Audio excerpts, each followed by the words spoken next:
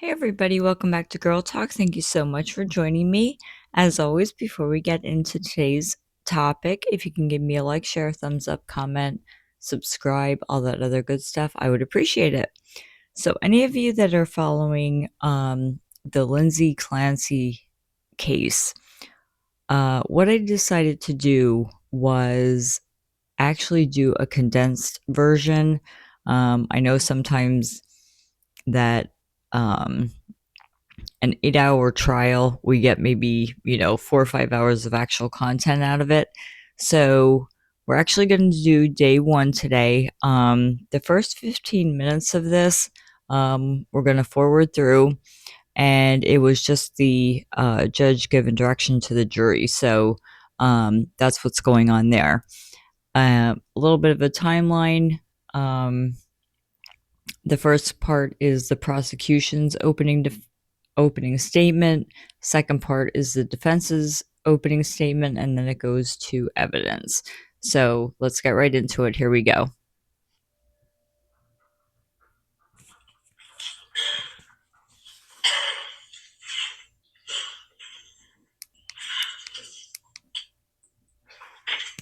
Morning, ladies and gentlemen.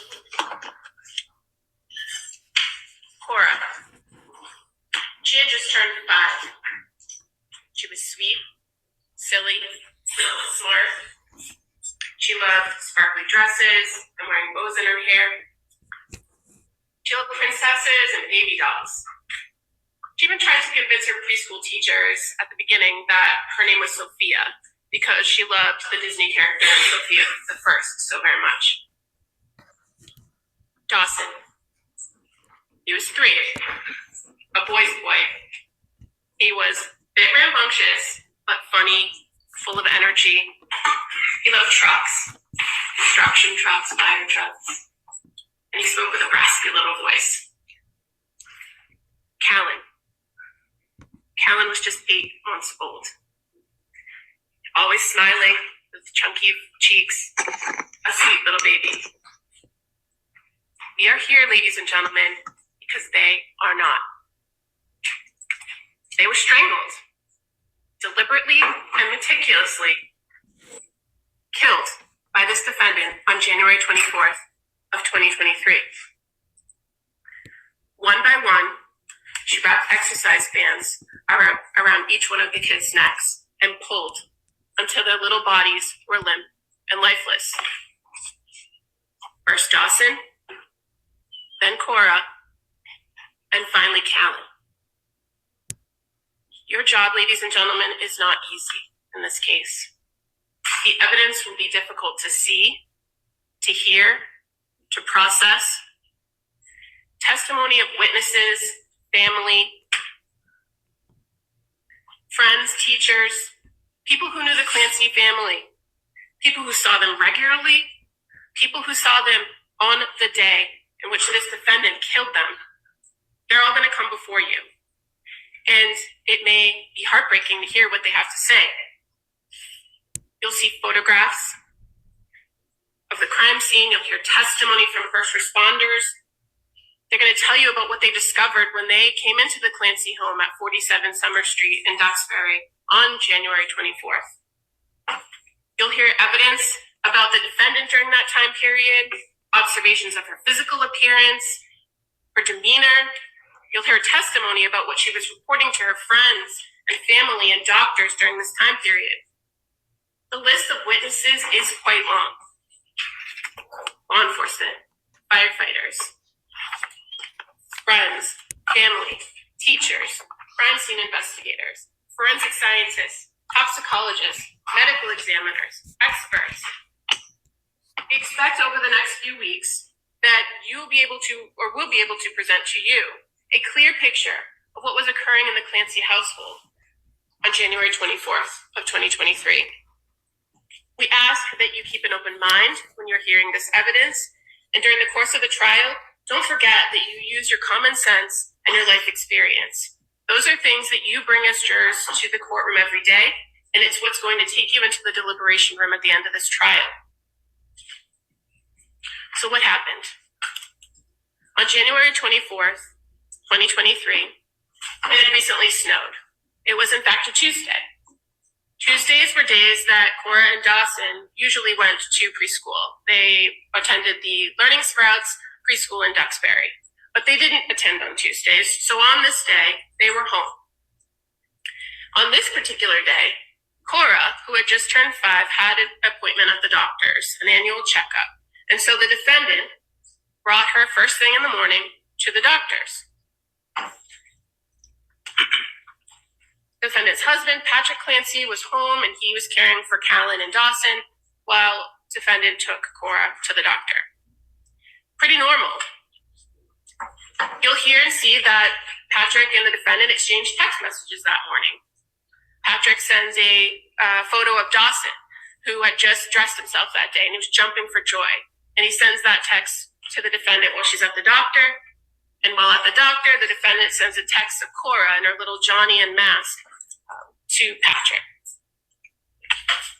When the defendant and Cora returned home that morning, Patrick went downstairs to his basement office to do work, same as he had normally done on any other day since returning from paternity leave. And then the defendant was charged with caring for the kids for the rest of the day. She put Callan down for a nap, bundled up Cora and Dawson, took them outside to the backyard, and played in the snow. They built a snowman. The defendant sent pictures of the snowman and the kids in the snow to Patrick when he's working in the basement, and her mom, who was living in Connecticut, who had just been there that weekend but had gone home. The day proceeds as normal. You'll hear Patrick describe it as a good day, actually. In the late afternoon, around 4 p.m., the defendant searched on her phone for kids' Miralax. She searched takeout 3V, and she opened the Apple Maps on her phone and searched the route that it would take to get from their house to the 3V restaurant in Plymouth. She searched how much time and how far it was. Now, this restaurant had been a place that the family had eaten before, but wasn't their normal takeout spot. She also called CVS and asked them about the kids' Pedialax or Miralax. And that's because at the doctor earlier that day, the doctor had recommended a laxative for Cora because she had some stomach issues. She had complained of an upset tummy at school the day before, you'll hear. She had some issues where she didn't like to go to the bathroom at school, a little bit embarrassed. So they suggested the Pedialax. So she calls CVS and she confirms that they actually have it at their local CVS in Kingston.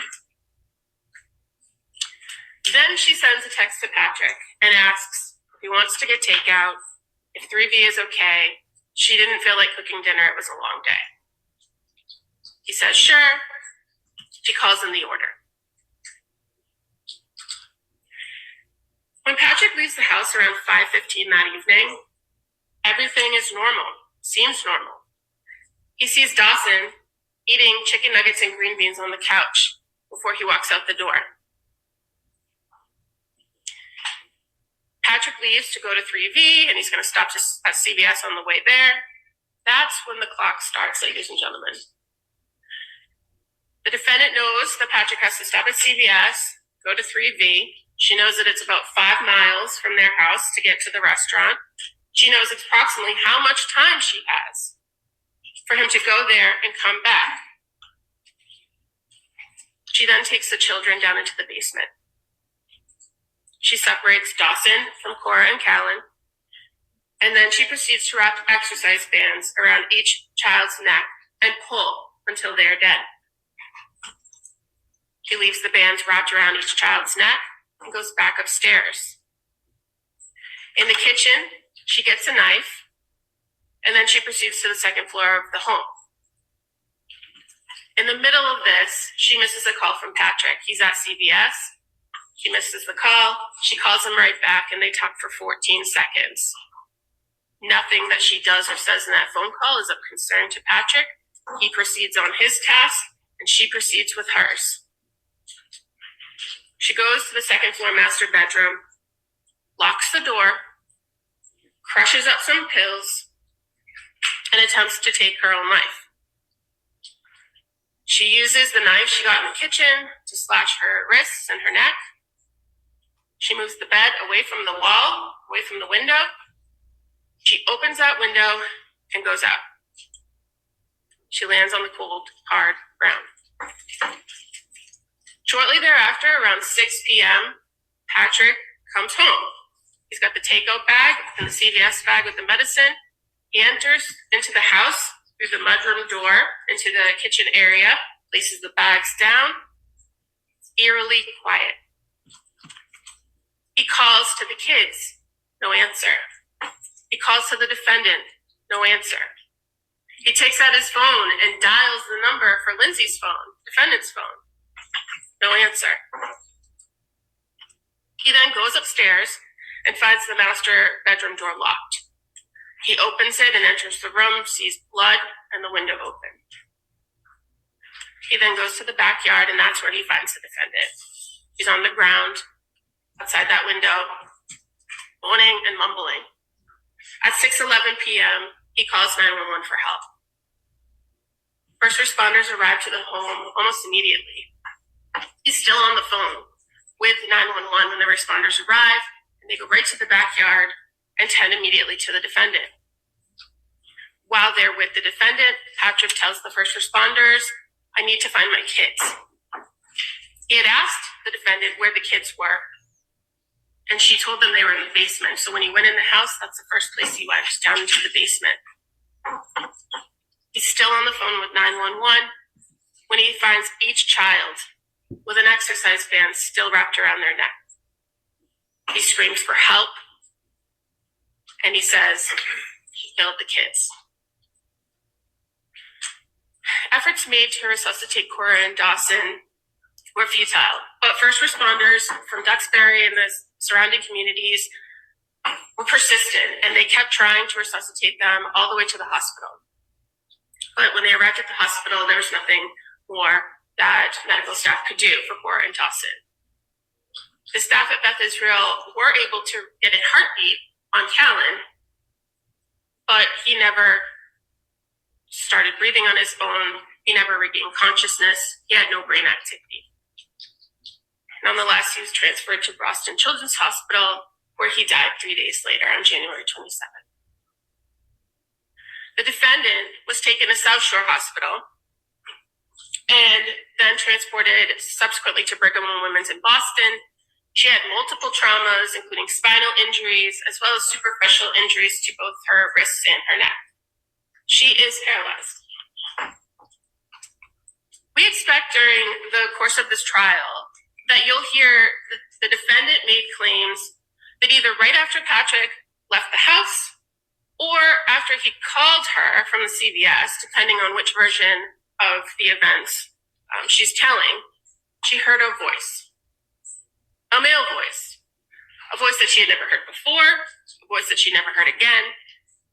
And that voice told her that it was her last chance, that she had to kill the kids so that she could kill herself.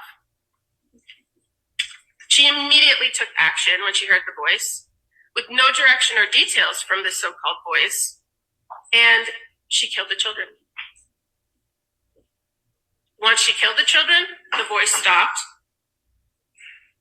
When you consider this information in the course of the trial, ladies and gentlemen, I ask that you consider the source, the timing, the substance of her statements about this voice. You're also going to hear from, or you may hear from, forensic psychologists and psychiatrists who talk about what's called command hallucinations and voices that people hear before they do something. And when you hear that testimony, I ask that you keep in mind the details of what she's saying the voice told her and the details of when this voice spoke to her. Another important thing to remember throughout the course of this trial is that this is not a case about the Lindsay Clancy that sits before you today. This case is about the Lindsay Clancy on January 24th, 2023, at the time of the crimes. This was not a woman in the throes of psychosis on January 24th, 2023. This was a woman who acted intentionally, rationally, and swiftly to accomplish a very specific goal: to kill. You'll see and hear evidence about all the things that she did that day, what she did in the days leading up to this incident, leading to the murders. You'll hear her spending time with her family and friends. You'll hear her appearing to be in good spirits and doing better for all intents and purposes. On that very day, you'll hear she interacted with people at the doctor's office. She came home and took care of the kids. She talked to people on the phone and via text message. The evidence will show you she was not psychotic that day. Throughout the evidence in this trial, you will learn about the defendant being the classic overachiever in school, in her personal life, in her nursing career. She was someone who liked to control every little detail of her life, of her family's life. In contrast to pictures you'll see of the doting mother, the dedicated nurse, you'll also see a side of Lindsay Clancy that's different. Somebody extremely controlling, meticulous, and manipulative. The days were laid out with specificity. Strict schedules were expected to be maintained. Food was planned carefully.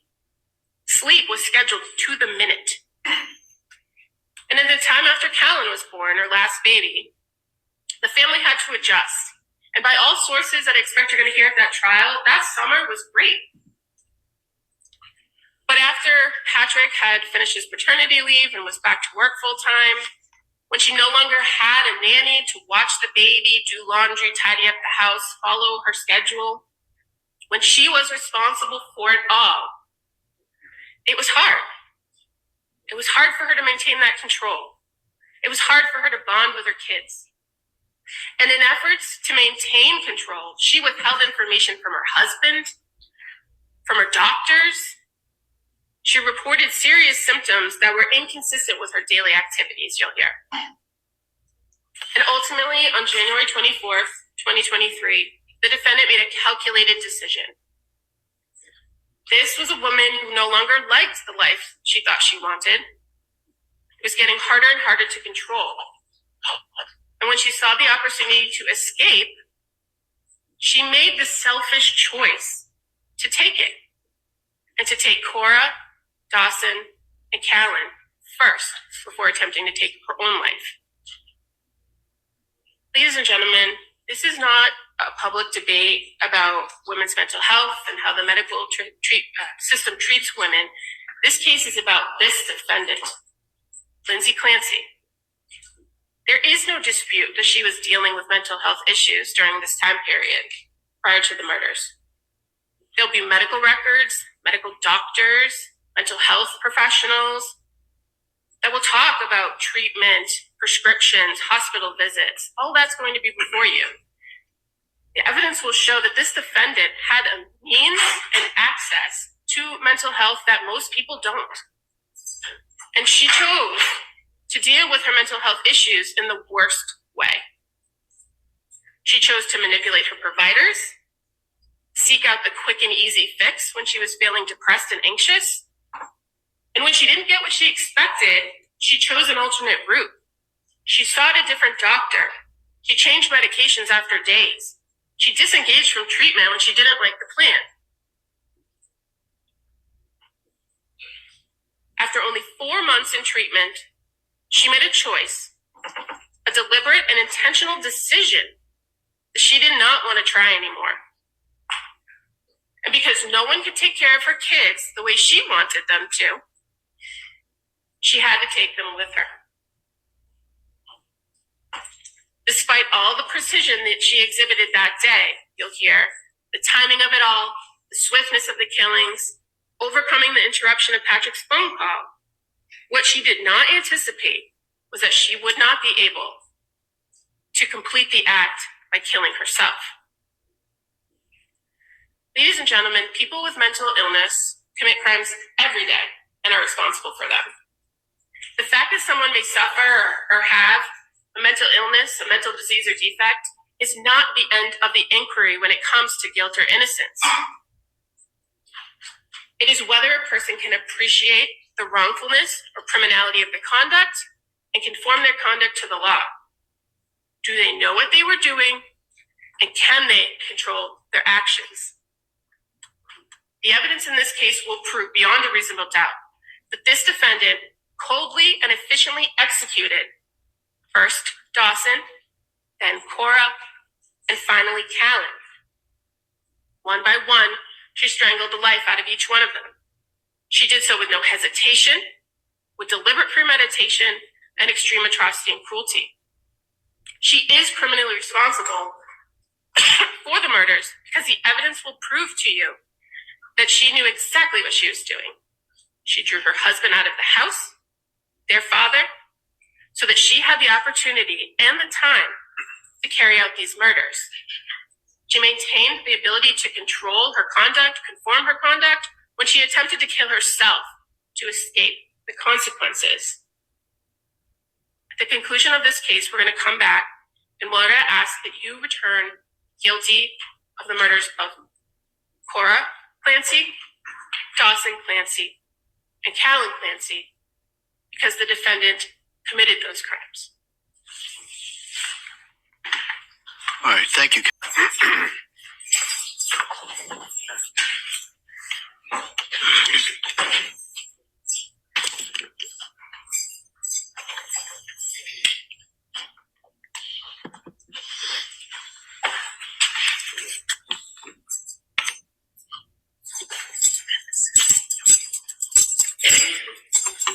Your Honor, I might use the easel. May it be placed in front of the TV screen so that the jurors are able to.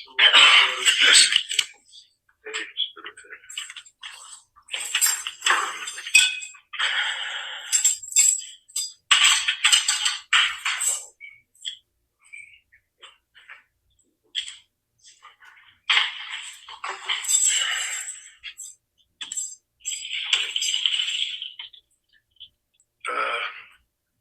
We thank jurors for time away from your life, jobs, your family, coming to court, listening to a trial.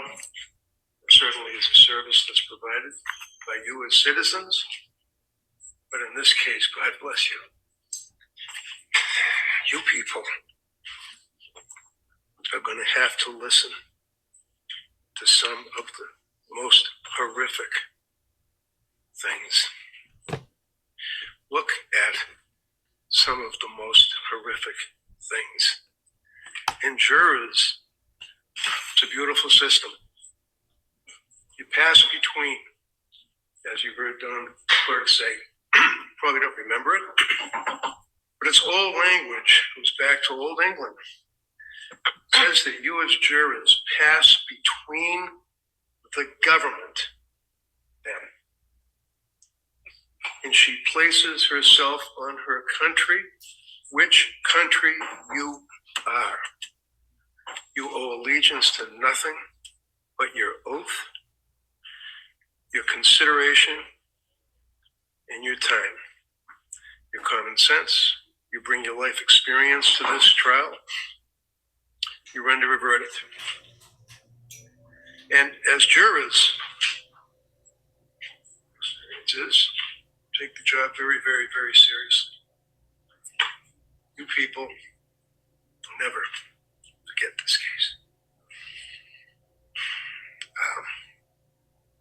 And thank you for that service. Government says that this is a situation, it's not a referendum on women's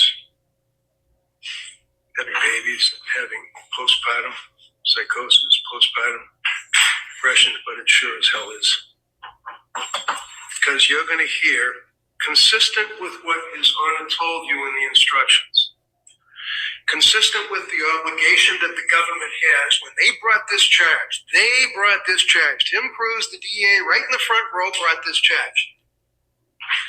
He knew, as did his office, the facts of this case. And he knew when he brought this charge that it was going to kill the soul of this young woman.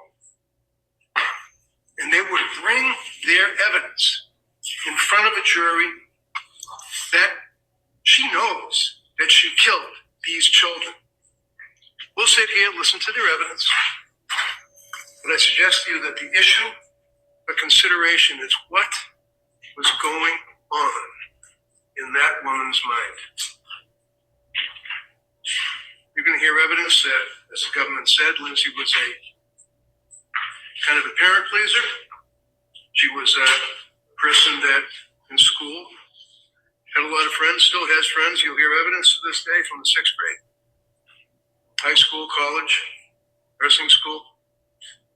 You're going to hear evidence that Lindsay, in the course of being in high school, she was a high achiever, gymnastics. Stopped doing gymnastics because she hurt herself and didn't like to do the backflips and stopped doing gymnastics, but she was very athletic. You're going to hear evidence that right after she had the birth, the last child, within 4 or 5 days, she ran a 5K. She was very, very, very physically fit. Her life was such that she watched what she ate, watched what she did in her life as far as activities, and was one heck of a mother. She loved her children. All the things that the DA said to you about those little kids and they like what they like, she knows 1,000 times more than what they know. And in that capacity,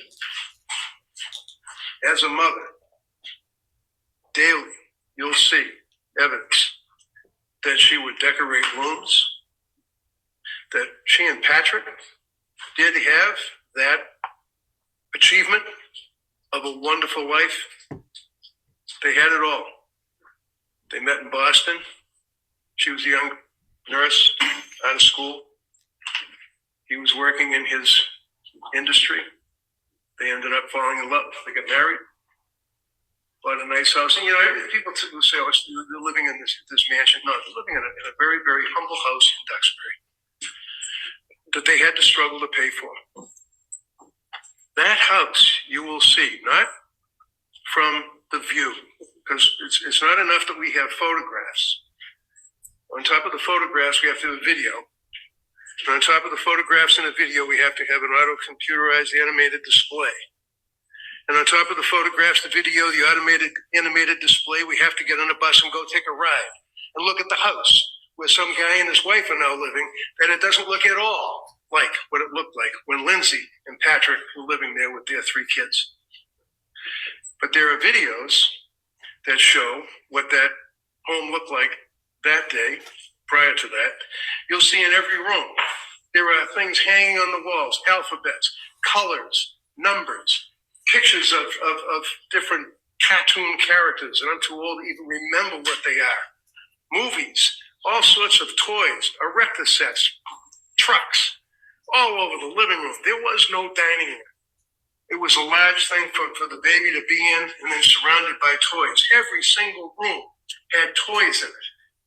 These children were loved and nurtured and cared for by her. She didn't want to get rid of her kids because of her selfish life, as the government indicates. She loved those children right up to the time of their death. You're going to see that there's photographs in this case that you will be able to evaluate that show that. Some of them might even be in the videos that the state police took. This case is a massive production by the district attorney's office. You have the district attorneys, the assistant district attorneys, the assistants to the assistant district attorneys. You have the state police crime laboratory. You have the detectives. You have the state police, the armed men that will go out and interview witnesses and will investigate this case. You have the victim witness advocate, very nice lady, by the way, that deals with witnesses and people in a case such as this. It's a massive operation, and that's great. We should have that. But when you're considering the evidence, you consider the fact that you have 2 young people that were living this life, that were working, and Patrick, not because of COVID, not because of he just didn't want to work in an office anymore. He worked out of his basement.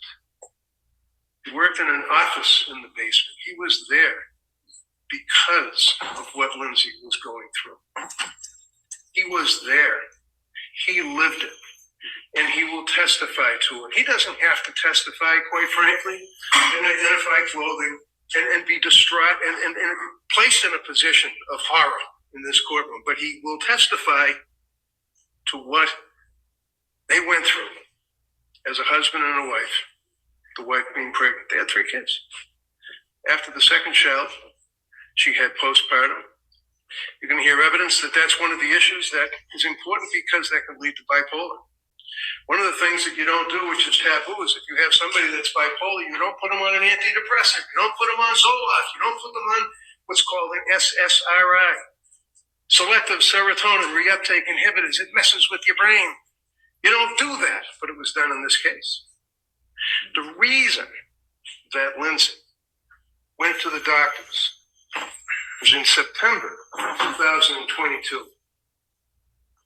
July and August of 2022, they were very happy. Lovely little family. September, things went sideways. And she looked for, and you heard the government saying, and remember what they say.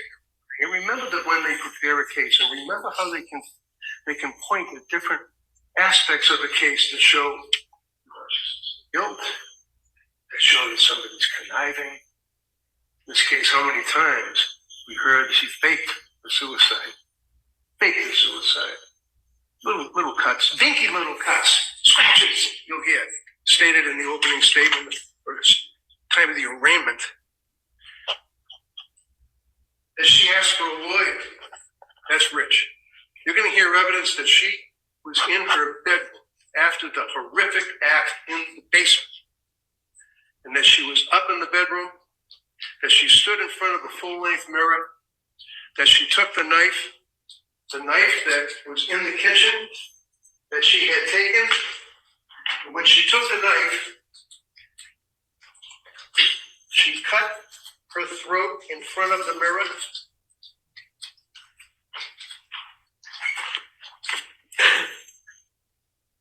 This is no fake suicide. This is her when she was brought to the hospital. She was in the hospital. That's what her appearance was at the South Shore Hospital. When she's at the South Shore Hospital, she had wonderful care and treatment that was able, against her will, to save her life. Fake suicide, little scratches, dinky little scratches. This is a photograph that was taken at the South Shore Hospital of her neck.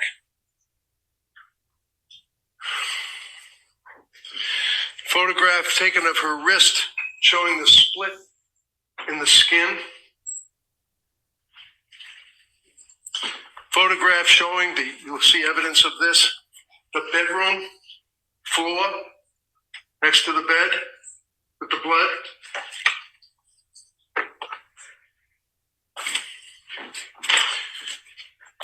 The knife next to the cup.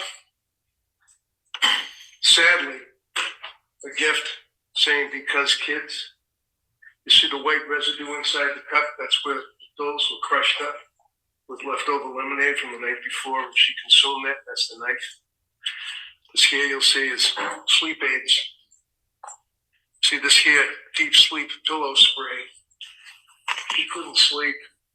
She couldn't sleep for months.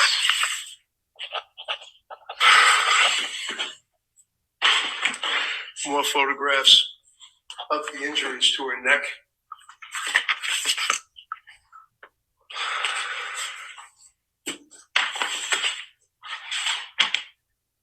And then, in the course of the fake suicide speculation by the police, you'll see the evidence that she hung on the window ledge and, like Spider-Man, I guess, slid down the wall of the house. You're going to hear evidence that she flung and threw herself out the window, striking her head on the ground, full ground, causing what's known as a Jefferson fracture of her neck. She shattered, exploded her thoracic spine, shattered her cervical spine, the first disc, broke every rib. And the Jefferson fracture, you'll hear evidence, is not consistent with a fake suicide by any means. Jefferson fracture is consistent with Superman when he got thrown off the horse. It's consistent with people that have the tragedy where they dive into a swimming pool, as a result of which they get that fracture in their neck and they're paralyzed. She's paralyzed. She's not going to get up miraculously and walk out of this courtroom. She's paralyzed and will be paralyzed for the rest of her life. She's living her own hell. She knows what happened with those kids. And she wanted to die. When she was in the hospital, you're going to see evidence.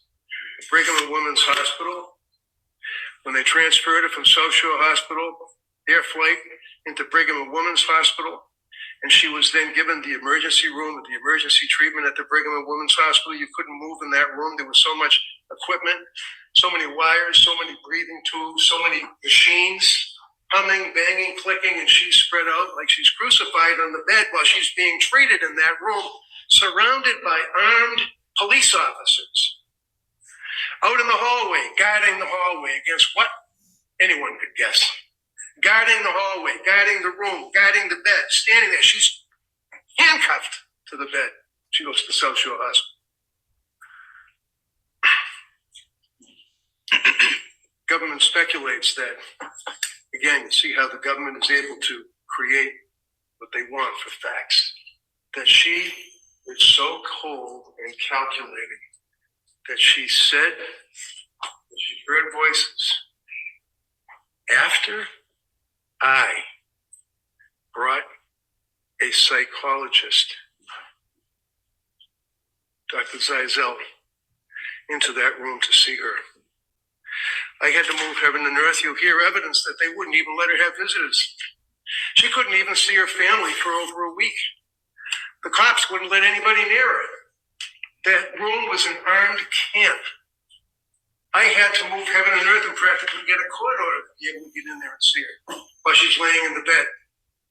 And they suggest, and will suggest, that she said, I heard voices, I heard command hallucinations telling me to kill the kids and then kill myself, after she talked to Paul Zeisel as if he was telling her what to say because I'm the lawyer and I brought him into that hospital. You're going to hear evidence that Paul Zeisel is one of the most respected psychologists. You're going to hear evidence that he was embedded with the military in Afghanistan for years. You're going to hear evidence that he works for the government when there's a shooting involving the FBI, the CIA, or any of those alphabet soup cops. He's involved out interviewing these people for post-traumatic stress. I knew that he was the man to talk to this young woman in the hospital. When I finally was able to get into that room, into that hospital, he was with me. He did not tell her command voices. He, as a human being, gave her a cell phone so she could call Patrick. But you know what? You're going to hear evidence from a woman who works at Brigham and Women's Hospital. So Lindsay, as soon as she came out of her coma, she is a woman that works with the religious services in that hospital. And the first thing that Lindsay wanted to know is, where's my family? And then she told her about what happened and told her about the command voices. And this is well before she ever met me or Paul Zeisel. So you have to keep focused on the evidence because it's so easy to manipulate. There's no fake suicide. And there was no plan to fake her sickness. This is a young woman that, with her husband, tried very hard to get the help she needed. She went and saw a doctor by the name of, by the way, remember in the opening, the government says she shopped around for doctors, I guess. She wanted to get doctors to, I don't know, give her drugs or something. You can hear evidence that she went online and she looked for someone that was into neonatal, post-baby delivery, because she knew that she was in trouble. She couldn't sleep. She had insomnia. It wasn't just, when you get up in the middle of the night because your phone's on. She couldn't sleep. She'd only get 2 hours a night, 3 hours a night if she's lucky, as time went on. In September, she went to see Dr. Tufts. Jennifer Tufts is the name of the doctor. Jennifer Tufts then gave her a prescription for Zoloft, which is an antidepressant. It's one of those SSRIs.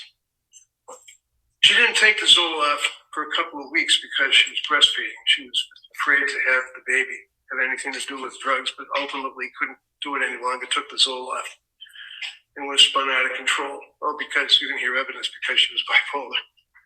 You don't give a bipolar person Zoloft, but she got it. You're going to see what the effect was that it had on her as that week went on, as that month drove on, and she couldn't sleep, and she was unable to emote, had no emotions, had no feelings, was unable to really react to anything, but had to take care of the kids. And as the government says, well, she was able to talk to people. She was able to talk to neighbors. Sure, you're going to hear because they don't call them. We're going to call them. People that knew Lindsay as a mother, people that knew Lindsay, teachers of those kids will indicate what kind of a mother she was, as will neighbors, as will friends, as will people that saw her during that period of time. You're going to hear evidence from Patrick as to the effect that this sickness had on her. She was looking into it. You're going to see her Google searches. You're going to see her Google searches go on and on and on about how to take care of postpartum. What type of drugs? Can you become addicted to benzodiazepines? What about, is it possible to have a treatment, a ketamine treatment? What do I do as far as insomnia? What do I do about my thoughts to kill myself? Ways to kill. How do you kill? What do you do to kill? Government lashes onto that. Oh my God, she's looking up ways to kill. Let's make that a basis of our prosecution on this case. This is not a righteous prosecution. They're looking for every single piece of evidence that they can to show some ridiculous concept that she wanted to kill her beautiful kids because she didn't want to be a mother anymore. This is a woman that was a nurse. She worked for one of the best hospitals in the country. She was in labor delivery. You're going to hear from labor and delivery nurses that will tell you how dedicated she was. Cora was named after the very, very first baby that she delivered as a nurse in the hospital. That's where the name Cora came from. Cora was named after her first delivery. This is a woman who did nothing in her life but dedicate her life to helping people and be a good person and a good nurse and a great mother. And as time went on, looking like anyone else would, please help me. That's what it's all about.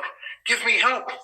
And people consider the government will say, God, she was able to talk to people.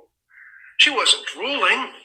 She wasn't putting tin foil inside of a hat when she was going to the schools. No, she was able to talk to people. We actually have, we meaning the government, we have video of her and Patrick and the kids at the Museum of Science, and they were actually having a good time. We also have video that shows them down at the Cape Cod, down the Cape, with the kids, and they're in bathing suits. I guess she was fine. She put on a pretty good face. So what does she do? She goes to see, September 12th of 22, she looked for a psychiatrist. That's when she hooks up, if you will, with Dr. Jennifer Tufts, early October of 22, initial appointment. October 20th of 22, reports the adverse reaction that she was having to the selective serotonin reuptake inhibitor Zoloft. November 16th, she goes to the South Shore Hospital emergency room because she was so depressed and so maxed out from lack of sleep and so unable to emote. She couldn't laugh, she couldn't cry, she couldn't have any feeling. She was a robot. She went to South Shore Hospital. She was referred and engaged with South Shore Perinatal Behavioral Health. This was Patrick's mother. This is Patrick's mother, Mrs. Clancy, who's a nurse, well-respected nurse, wonderful woman. She works at the South Shore Hospital, labor and delivery as well. She knows Lindsay. And she told Lindsay, you got to go to this outfit here, which was the South Shore Perinatal Behavioral Health. She didn't look them up because she wanted to get drugs. She was referred by her mother-in-law, who's a nurse. She went to see these people, November 21st of 22. When she was engaged at the South Shore Perinatal Behavioral Health, she's going on one drug to the next to the next. The drugs that she was prescribed, you see here, and you'll hear evidence that, first off, Jennifer Tufts, September 15th, 22, sertraline, that's the Zoloft. Then lorazepam, October 21st, Jennifer Tufts. Then hydroxyzine, Jennifer Tufts. Lorpazan, Jennifer Tufts. Buspirone, Jennifer Tufts. Lorazepam, increase, Jennifer Tufts. Buspirone, increase from 1 milligram to 5 milligrams, Jennifer Tufts. Trazodone from another individual. Fluoxetine, 10 milligrams from another person named Julie Paul. Julie Paul worked at the South Shore Hospital when she went there to go to try to get some help from South Shore Perinatal Behavioral Health. More medications, spiraling, continuing on, down. Pat lived this, and he will testify to what they went through. At this point, at the end of November, around Thanksgiving, she's reporting disassociation and confusion. They put her on Remeron. This is around Thanksgiving. Things were so bad at this point that her mother and father came up from Connecticut and lived with them to take care of the kids, to help, because she was walking around absolutely a zombie. She would rock on the sofa, crying hysterically, banging her head into the pillow of the sofa. Patrick will tell you what he observed with her. She dealt with her parents. Her parents were there to try to help. Is this someone that's faking because she doesn't want to be a mother anymore? The parents were there. Mother and father, wonderful people. Mother's retired. Dad took pictures of high school kids for yearbooks. They did what they could. Coming into December, after Thanksgiving, and they went, by the way, during the holidays, down to Connecticut at one point to visit with the family. But December 4th, she calls a suicide hotline seeking help. December 5th, she's evaluated by what's known as the Aspire Crisis Team. You'll hear evidence about that. December 6th, the next day, they have an appointment with Nurse Gelada. Now, Nurse Gelada comes into this action because, again, not looking for more doctors. Paul retired or left or went to another job. So all of a sudden, Nurse Paul, who was treating her and prescribing meds, leaves. Here's Nurse Gelada. She's now going to be your person you deal with. That's all. She wasn't looking for some other doctors to get additional medication. She now is dealing with Gelada. They have an appointment with Nurse Gelada. And Pat goes with her because he was so upset and says to Gelada, you'll hear evidence. Do you think possibly that she's over-medicated? Do you think somebody screwed up? And she says it's possible. And then she puts her on more medication.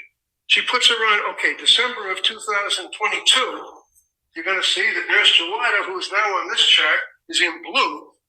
Nurse Gelada puts her on quetiapine, 25 milligrams, November 30th. December 6th, diazepam, 5.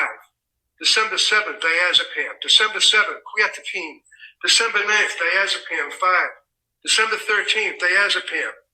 And then she goes back to Jennifer Tufts because they just couldn't handle dealing with Rebecca Gelada because she wanted to wean off the drugs. Gelada told her to stay the course. She ends up going through the December 19th, 21st, 22nd, dealing with quetiapine, 300 milligrams of quetiapine. Now, what happens is they then suggest that what she has to do is go to Mass General Hospital. She goes to Mass General Hospital.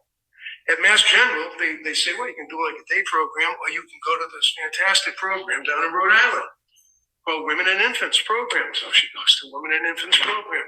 She goes down for a day. She sits there in a group with other mothers, and they talk. And they look at her medication, and they say, you're going to see it in the medical records. We can't really help you as postpartum, and that's what they specialize in, because you've got medications that you're going to have to clear, because the medications can be affecting you. She was there for a day. One day. They never said anything. You're not suffering from postpartum. Postpartum, every one of these doctors and nurses knew that she was suffering from postpartum. And now it's turning into psychosis.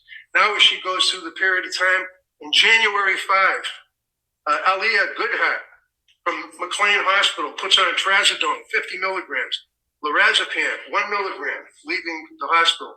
She goes to that hospital on New Year's Eve. She and Patrick decide this is it. The two of them get in their car. Family takes care of the kids. She goes to the hospital. Now it's locked wards. She goes into the hospital. She's there for 4 days. During that period of time that she's there, she's in group. She doesn't see a doctor but once. There's no discussion of medications till the very end. You'll see the medical records. You'll look at the medical records. You'll see that her daughter's birthday was coming up and she wanted to leave rather than the 5th on the 4th. This is not a discharge against medical advice. They cleared it. They said, yeah, fine, you're okay. Good luck, go home. She went home and she went to the birthday party. The government will have witnesses apparently to show that she was able to socialize, like, hi, how are you, at the trampoline where they had the birthday party for Cora. She's still living her nightmare. During this period of time, January 9th, back to Jennifer Tufts, puts her on diazepam. Jennifer Tufts kicks up the trazodone to 150 milligrams.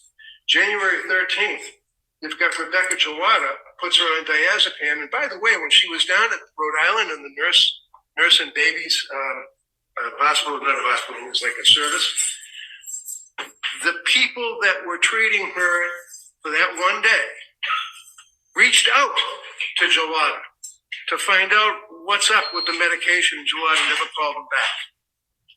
You're going to hear evidence, and it's in the medical records, that when she and Patrick called Jawada to say, I got to wean off this. She didn't want more drugs. She wanted off the drugs. Jawada says, stay the course. She's going on vacation. I'll see you in a week. Comes back in a week. You're going to see that now Jennifer Tufts puts her on diazepam 2 milligrams on January 16th. Amitriptyline 10 milligrams, January 16th. Diazepam and diazepam between Tufts and Jawada. The last script is diazepam 2 milligrams, January 23rd. During that period of time, you can see that on December 20th and 22nd, she was evaluated at the Women's and Infants Partial Hospitalization Program in Rhode Island. December 30th, she returned to Mass General Hospital emergency room. December 31st, that's after Mass General told her to go to the hospital, you can go to McLean. New Year's Eve, December 20th of 22, they were admitted to McLean Hospital for psychiatric treatment. January 6th of 23 was post-discharge follow-up appointment with Dr. Tufts. January 10, 16, and 23, appointment Dr. Tufts, Dr. Tufts, Dr. Tufts. The day before the killings, Dr. Tufts. These are the medications that she was on, that she had filled, that she took, that she didn't take, and apparently, according to the opening statement by the government, was manipulating the doctors, not telling the doctors. She told them that she was suicidal. She told them that she had suicidal ideation, and in December, to his and her ever dying regret, told Patrick in the presence of her mother that she was having psychosis thoughts of hurting the children. This is a woman that did not get the medication, did not get the medical treatment that she so deserved. This is a woman that was suffering from psychosis at the time that she went down to that basement. She had no motive. She loved her children. She intended to kill herself. She didn't fake that. Threw herself out the window. Goes to the hospital. You're going to see that when she's in the hospital, they said to her, you want to, what do you call it, a DNR? Do not resuscitate her. Absolutely did not want any DNR. Didn't want to be resuscitated, wanted to die. To this day wants to die. That's what we're dealing with on this prosecution. So you're going to hear from witnesses. It's going to be emotional. And thank you for your service. Thank you. All right.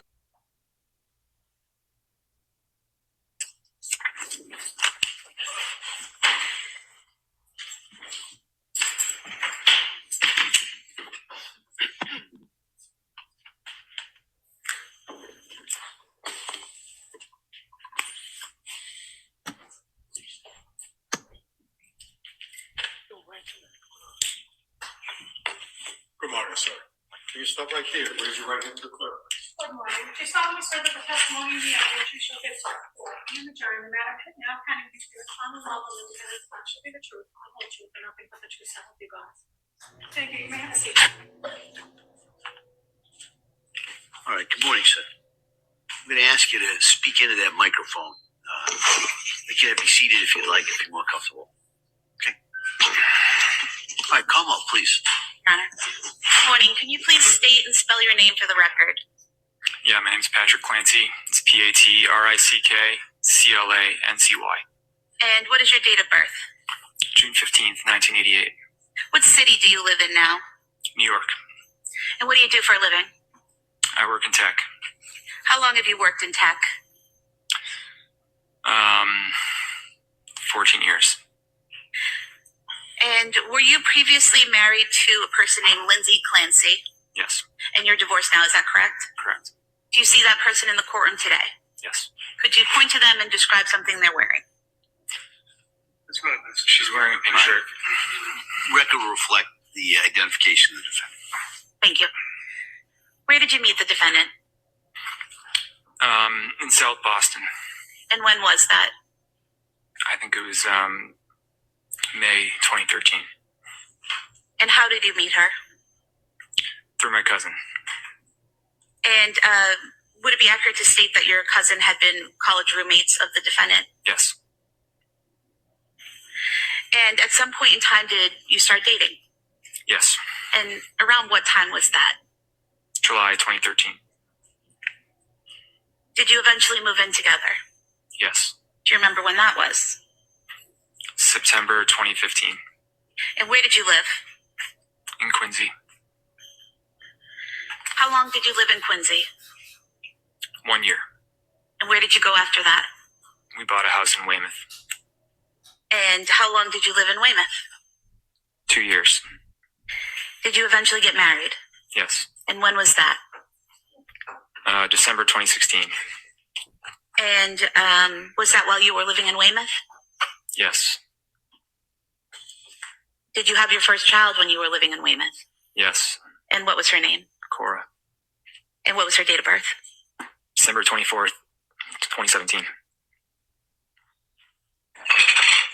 Prior to getting married, did the defendant ever tell you she had taken psychiatric medication while in nursing school? Not that I recall. After having Cora, did the three of you move somewhere else? Yeah, we moved to Duxbury. And what was your address in Duxbury? 47 Summer Street. And do you recall when you moved there? I believe it was July 2018. And where were you working at that time? I was working for a startup called Automation Anywhere. At some point in time, did you start working for Microsoft? Yes. And when was that? May 2020. And when you worked for Microsoft, did you go to an office or did you work from home? I worked from home. And was that from 2020 onward that you worked from home? No, I started working from home in 2018. 2018, okay. So from 2018 up until, let's say, 2023, you were working from home, is that correct? Yes. And did you have an office in your home which you worked out of? Eventually, yeah. And where was that located? In the basement. And was that a finished basement? Yes. Going back to after Cora was born, do you recall the defendant having any physical issues after the birth? Yeah. And what were those? I think there was a lot of tearing, and she bled a lot. Did it take her a while to recover physically? I would say so, yeah. Did she have maternity leave at that time? Yes. Where was she working? Mass General Hospital. And what was she doing there? She's a labor and delivery nurse. At that point in time when she had Cora in 2017, how long had she been a nurse? 3 years, maybe. And do you recall how long her maternity leave was with Cora? That was the shortest of the three. I want to say it was 10 or 11 weeks. And did you have paternity leave at that time? Yeah, I had 2 weeks. 2 weeks, okay. When you went back after the 2 weeks back to work in the home, were there any issues that you noticed the defendant having? Yeah, I'm sorry. I just want to correct an earlier statement. I was working for Pegasus Systems when Cora was born. Okay. And then eventually you worked for Microsoft? Yeah. Okay. And so after the 2 weeks of your paternity leave, the defendant was still on maternity leave, correct? Yes. Okay. And did she have to take any psychiatric medications at that time? Not that I know of. She had a lot of anxiety, but Okay. So you're saying that she had some anxiety at that time. Is that correct? Yeah. How did that manifest, or how did you know that? she just really struggled with the date of going back to work. So So immediately after having Cora, as she healed physically, what was her mood like when you're both on leave? It was great. It's good. Good. Okay. I mean, relatively, yeah. And so did the anxiety start as it became closer in time to when she had to go back to work? Yes. How many shifts was she working at that time? Before Cora was born, she was working at least 40 hours, maybe more. After she went back to work, it was, I think, initially just one. One shift? Yeah. And was that a 12-hour shift? It was per diem, and then she eventually did 2 shifts. Okay. I think it was 20 weeks. After 20 weeks, she moved to 2 shifts? I'm sorry, it was 20 hours a week. 20 hours a week, okay. And so from the time she worked her way back up to 20 hours a week at work until she had your next child, did it remain that 20 hours per week that she worked? Pretty much, yeah. Okay.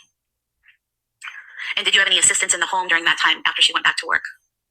A nanny or a babysitter? Yeah, we had babysitters. We had a babysitter who came probably 12 hours a week. And did that typically happen after your wife had a shift that the nanny or the babysitter would be there? Yeah, so she could sleep. Did the defendant work overnights? Yeah. And how long did you have that nanny or babysitter for? Several years. Do you remember her name? We called her Miss Jen. Miss Jen? Do you remember her last name? Shanahan. And then you had a second child, is that correct? Yes. And what was their name? Dawson. And what was Dawson's date of birth? September 30th, 2019. And was Miss Jen still helping out in the home at that time? Yeah. And what was Dawson's delivery like? Pretty traumatic. How so? He was in I think a breech position. So he came out in I guess I don't know much about it, but not an ideal way, and it caused just significant bruising and tearing. So again, did the defendant with this second pregnancy have some pain and difficulty physically healing from the birth? Yeah, much more so than Cora. Okay. And was she on maternity leave at that time? Yes. How many weeks leave did she have at that time? I don't recall, but I think it was more than the traditional 12. I want to say it was 13 or 14, maybe more.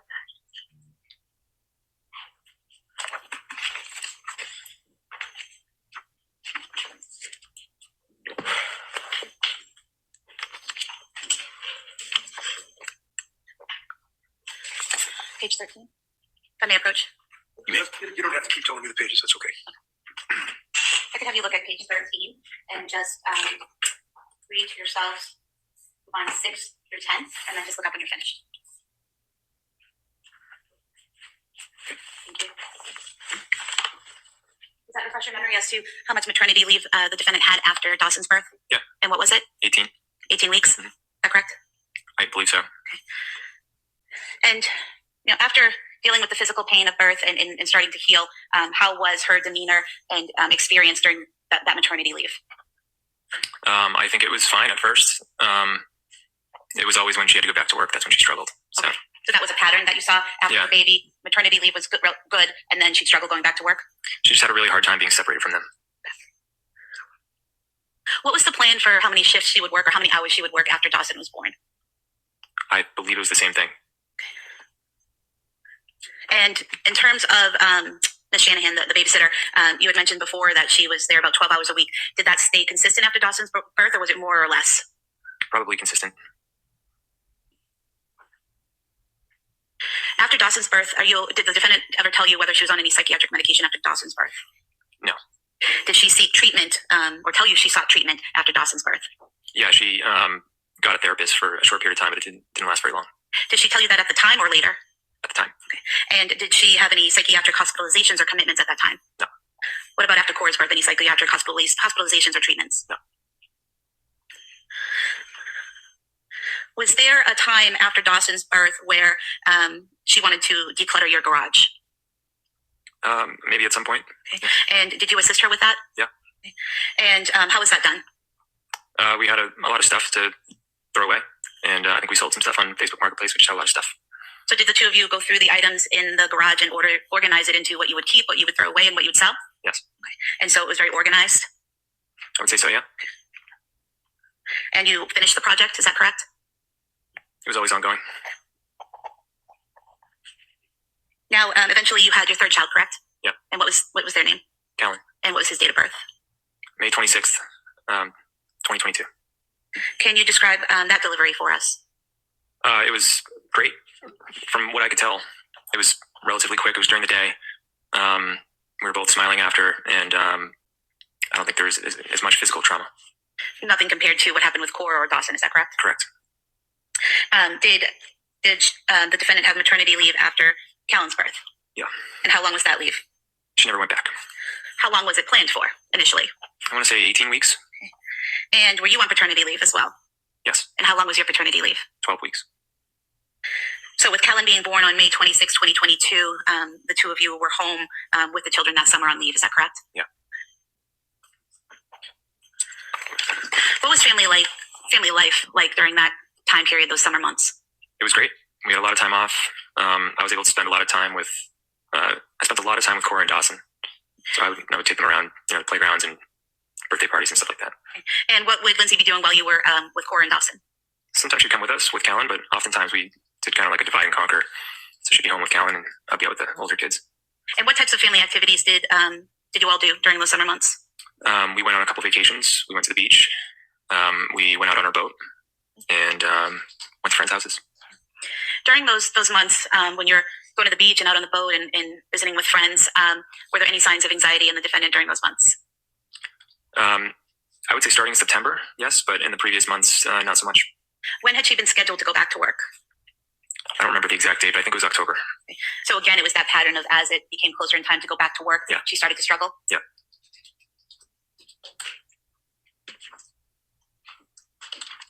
During the times when she would get anxious, when it was time to go back to work and she would start being anxious, did you ever have any difficulty understanding her when she spoke? No. And did she ever exhibit any behavior that made you concerned enough to call a doctor or want to commit her? No. When she was showing this anxiety, what were you seeing in her behavior? Just a lot of stress. It was that there were days where she had all three kids and there's different nap schedules and different needs. So it was just really stressful. And you're still working in the basement office at this point after Callan's born, correct? I went back to work late August. Okay. And when you work downstairs, how often would you come upstairs during the day? All the time for lunch or just to say hi. Were there times when Lindsay would ask you to hold the baby in the office while she was doing something? So yeah. Okay. And were there times when you would watch one or more of the children while she took another to a doctor's appointment or to an errand or something like that?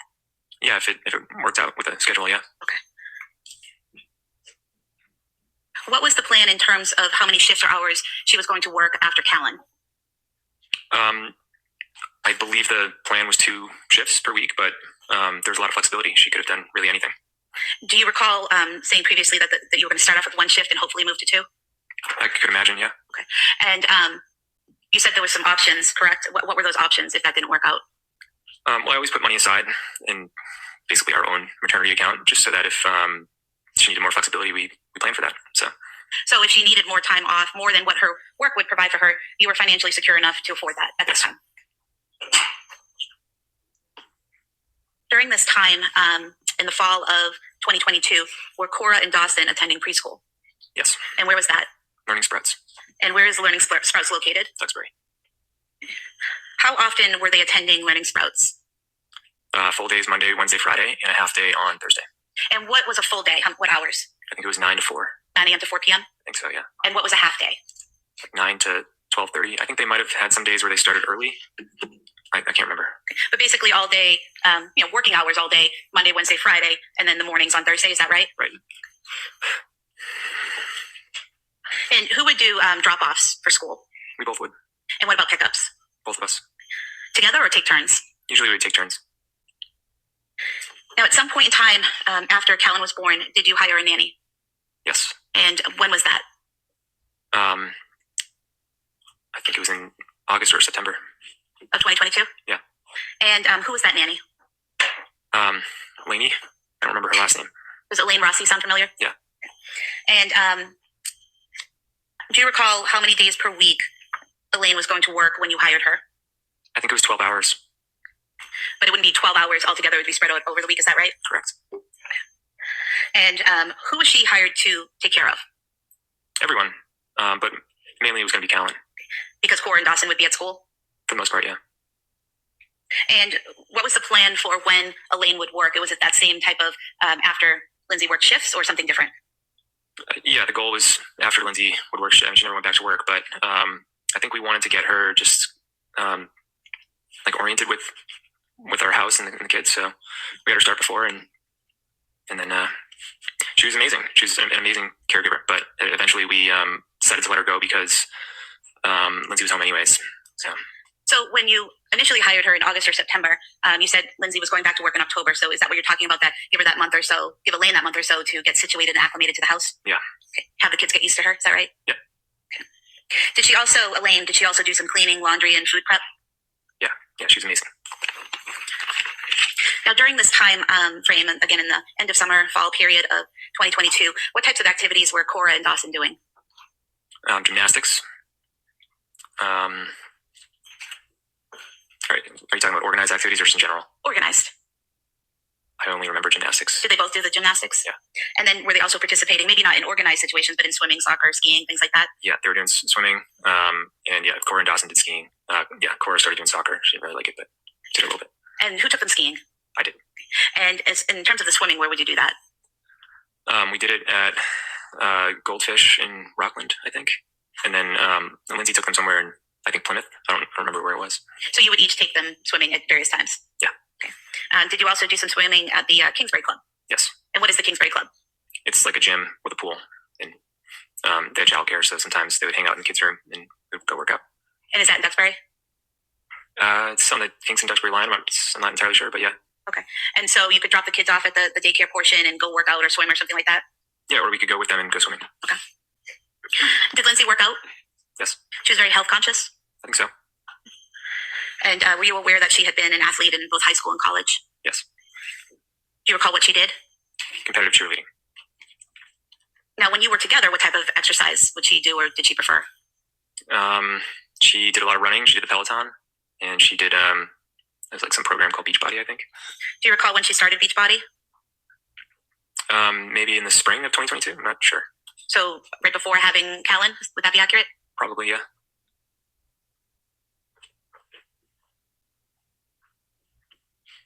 When you returned to work, and you said that was in August, correct? Yes. What was the defendant's demeanor when you returned to work?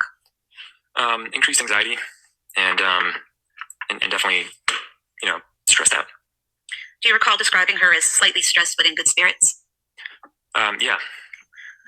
And when she was stressed out, when she was showing some anxiety, how did that manifest? I don't really know how to describe it. I guess it's just any way you can tell that somebody's stressed out. And I don't know, she would say, I'm not looking forward to going back to work. I remember once she said it's just so unnatural to be separated from your newborn, stuff like that. So she didn't want to go back to work? Is that what you're saying? I think she did. It was just a really difficult transition for her. And do you recall attending a wedding on September 17th, 2022? Yeah.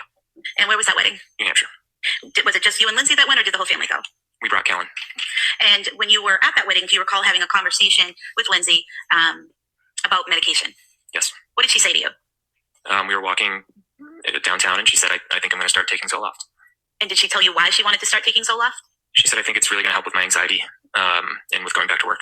And did she tell you how she was going to go about getting Zoloft? Yeah, I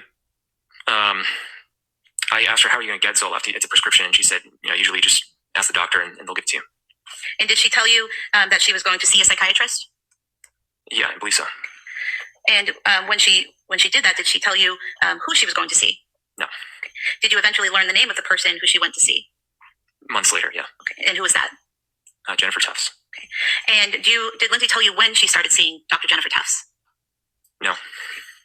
Did you learn, or strike that, did Lindsay tell you when she received the medication and when she started it? No. I should correct that. It's not exactly. Well, let me just ask a question first. Sure. Did you have a conversation with Lindsay about the medication she was on? Eventually, yeah, but I didn't know the start date. Okay. And so when did this conversation take place, this eventual conversation? Probably the end of October. Okay. And at that point, what did Lindsay tell you about the medication and how she was taking it? I don't remember exactly, but I learned that she was taking the Zoloft, and I don't remember really too much about it after that. She was just taking it, and we were seeing how it went. And did you notice any changes in her physically during that time frame that she was on it and you weren't aware she was on it? At the time, no, I don't think I did. And did you notice any changes in her emotionally during that time when she was on it, but you weren't aware she was on it? She wasn't really improving. She just kind of seemed to be gradually becoming more in like a depressed state. And how was that manifesting? What were you noticing? It was just small things. I was planning a trip with Cora to San Francisco, and she was nervous about us going. And I remember we went to a Halloween event, and just leading up to it, I remember it just kind of seemed like she didn't want to go for some reason. Okay. Now, do you recall learning that she had actually obtained the prescription the day before she told you she was going to ask for the prescription? I did later learn that, yeah. So she's telling you at the wedding that she is going to ask to take this medication and going to see a psychiatrist to get on that medication, but she actually already had the prescription. Is that correct? Correct. I don't think she started taking it yet, but she already had it. Okay. And did Lindsay tell you how long she took the medication for? She may have. I don't remember the exact time frame. I just remember she took it for a period of time, and then her sleep started to suffer, so she stopped taking it. And did she tell you whether or not she spoke to her provider, her doctor, about the troubles she was having? I believe so, yeah. Okay. And did Lindsay tell you that she was advised to double the dose of the Zoloft? She may have. I don't remember. Page 31. You could look at lines 20 to 22 and just look up when you're finished. Okay, yeah, apparently she did. Is that refresh your memory? Yeah. And so did Lindsay tell you that she was supposed to double the dose? I guess she did, yeah.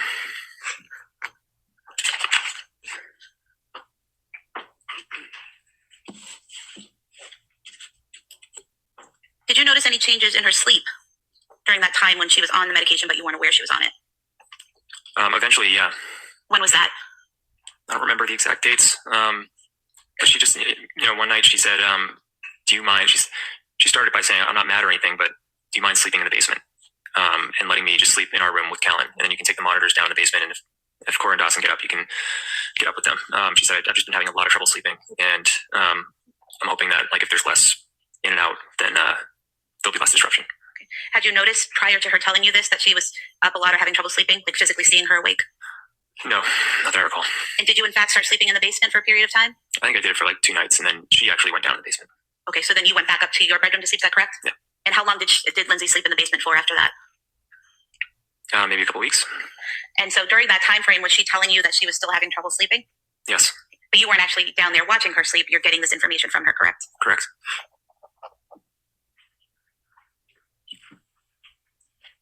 Were you aware that out of the Zoloft prescription she was given, she only took 7 pills? No. After you had the conversation with Lindsay where she said she was going to double the dose of Zoloft, did you notice any difference in her demeanor or behavior? I would say yes. I don't know if I connected it with the doubling of her Zoloft, but over that period of time, she just kept getting worse and worse. And what period of time was that? What month are we in? Mid-October to the end of December. Okay, so she got the prescription in September, started taking it in October, took 7 pills, but was having difficulty in December. Is that what you're saying? Yes. From this medication? Yep. Well, I don't know which medication it's from, but yeah. Okay. At some point in time, did Lindsay switch providers? Yes. And why did she do that? Because whatever she was doing with Jennifer Tufts, it wasn't working. She was only getting worse. And she thought that it would be better if she worked with, I guess, more of like a perinatal psychiatrist. And did she get a referral or a recommendation of where to go? I think so, yeah. Do you know who gave her that recommendation? It might have been my mother. And your mother's a nurse at South Shore Hospital, correct? Yeah. Does she also do labor and delivery work? Yes. Okay.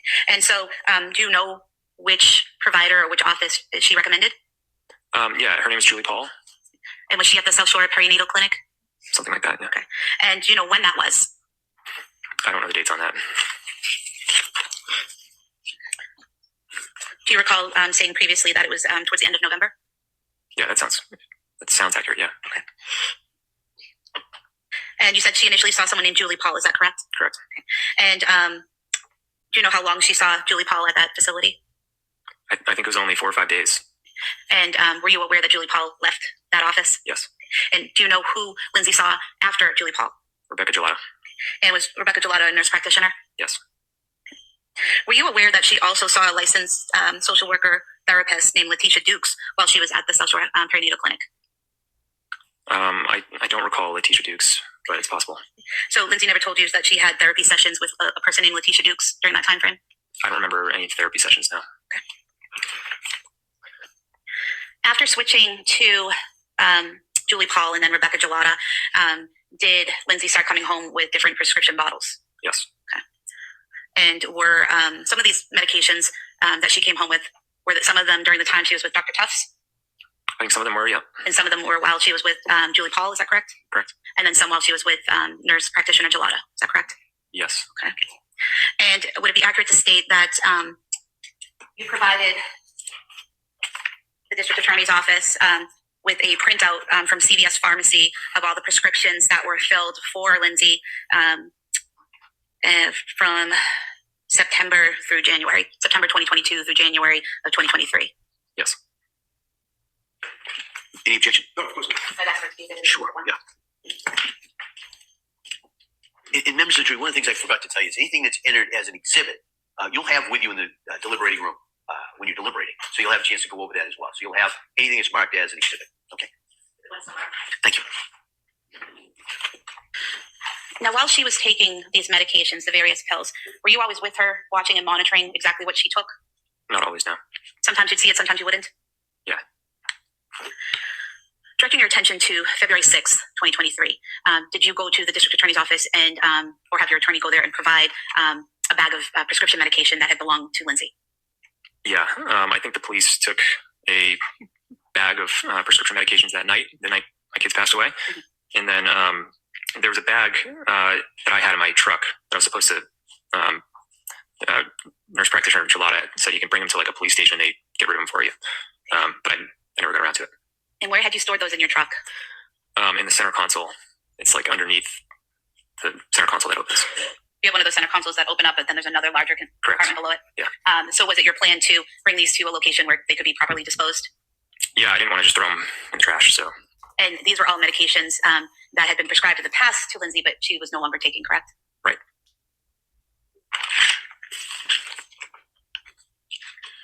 Ron, I don't think I have any objection to any of their exhibits, so she doesn't have to keep showing it to me. That's All fine. right. So I'll assume if you do have an objection, just rise, let me know. Okay, thank you. For the record, a bag here with 9 pill bottles as exhibit 2, please.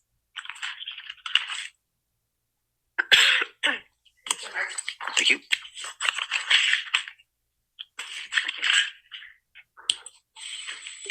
And so looking in exhibit 2, we have the Zoloft that was prescribed by Dr. Tufts and filled on September 15th, 2022. And I think I asked you earlier, you weren't aware that only 7 pills were taken out of this, correct? That's correct. Okay. And then there's another prescription in here for Ativan that was filled on October 26th, 2022. Were you aware that only 6 pills were taken out of that bottle? Can you say the date again? October 26th, 2022. And how many did it start with? Let's see.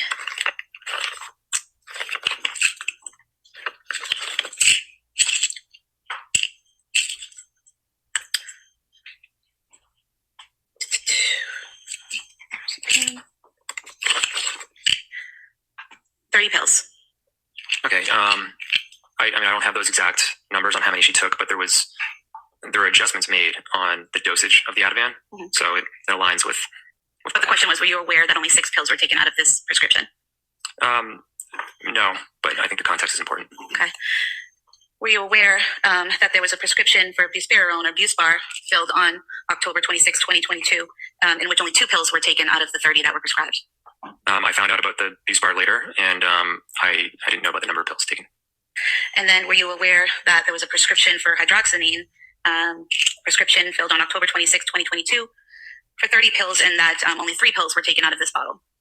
Which hydroxyzine? Yeah, what is that?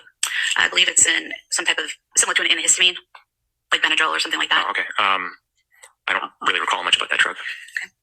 And were you aware in this bag there was another prescription for Buspar that was filled on November 9th, 2022, 30 pills prescribed, and no pills were taken out of this bottle? Were you aware of that? I wasn't keeping track of the number of pills taken out of each bottle, so. And then just ask you about one more, the trazodone, prescribed on November 16th, 2022, by a doctor from South Shore Hospital, 30 pills. Were you aware that only 7.5 pills were taken out of this prescription? No.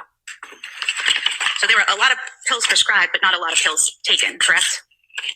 Is that comprehensive of all the pills that were prescribed? These are the pills that you brought into the police station. So out of these, Out of those, yeah, it's possible that not a lot were taken.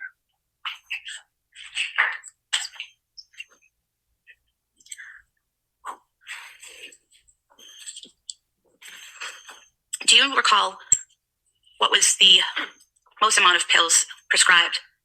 I guess I could ask this better. What was the maximum number of medications she was on at any one time? I want to say 3 or 4.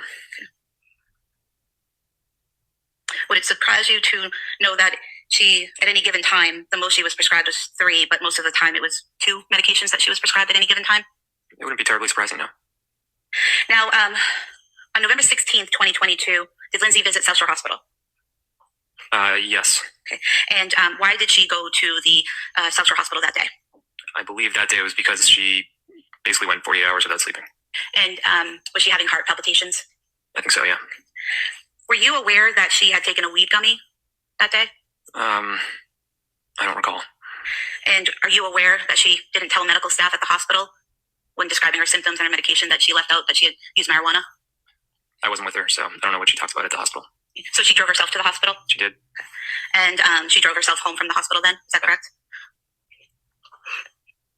Now, during this time frame between September and November of 2022, are you still participating in activities as a family? Between November and December? Between September and November? Yeah. Okay. And what types of things were you doing? We celebrated Halloween. I don't really remember what else, but I think we're doing things regularly. Do you recall going to an event with food trucks? Yeah. And do you recall going to an event in November where there were trains to ride for the kids? Yeah. So we have the photo from the food truck event at Exhibit 3. And the photo from the train event is Exhibit 4. The 3 and 4 somewhere. And they published. You may. So Exhibit 3 is this Lindsay, Cora, and Callan at that event. Yeah. And Exhibit 4 is Lindsay with all 3 kids at that event in November. Yeah.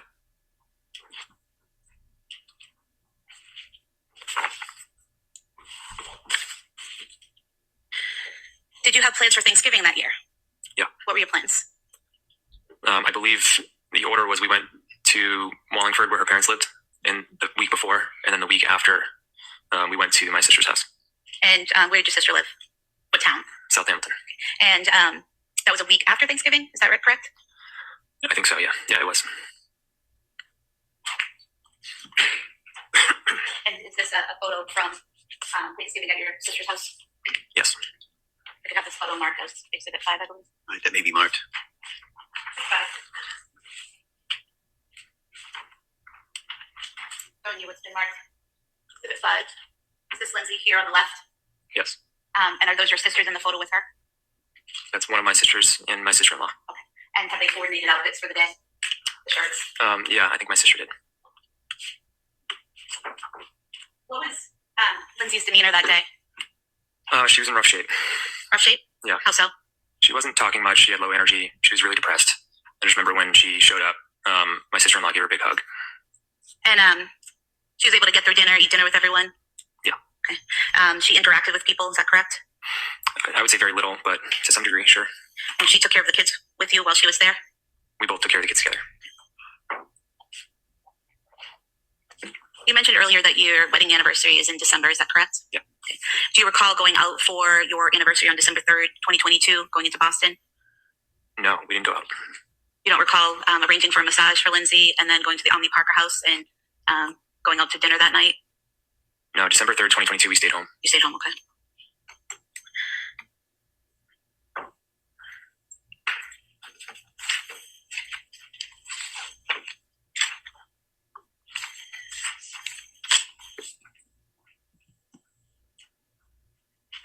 Showing you a photo of you and Lindsay. You recognize this photo? Yeah. When was that taken? I'm not really sure. It wasn't taken on December 3rd when you were out celebrating your anniversary? In 2022? Yes. No. No, we wanted to go out, but we canceled because she wasn't feeling well, so we stayed home. We got takeout. Okay. Did you also, on November 26th, 2022, go out as a family to get a Christmas tree? Yes. Well, probably. I don't know. But yeah, around that time, yes. Okay.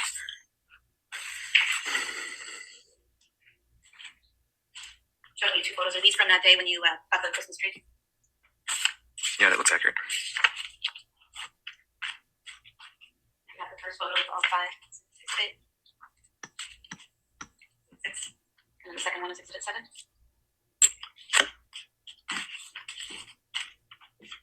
Exhibit 7. Showing you exhibit 6. With all of you at the tree farm?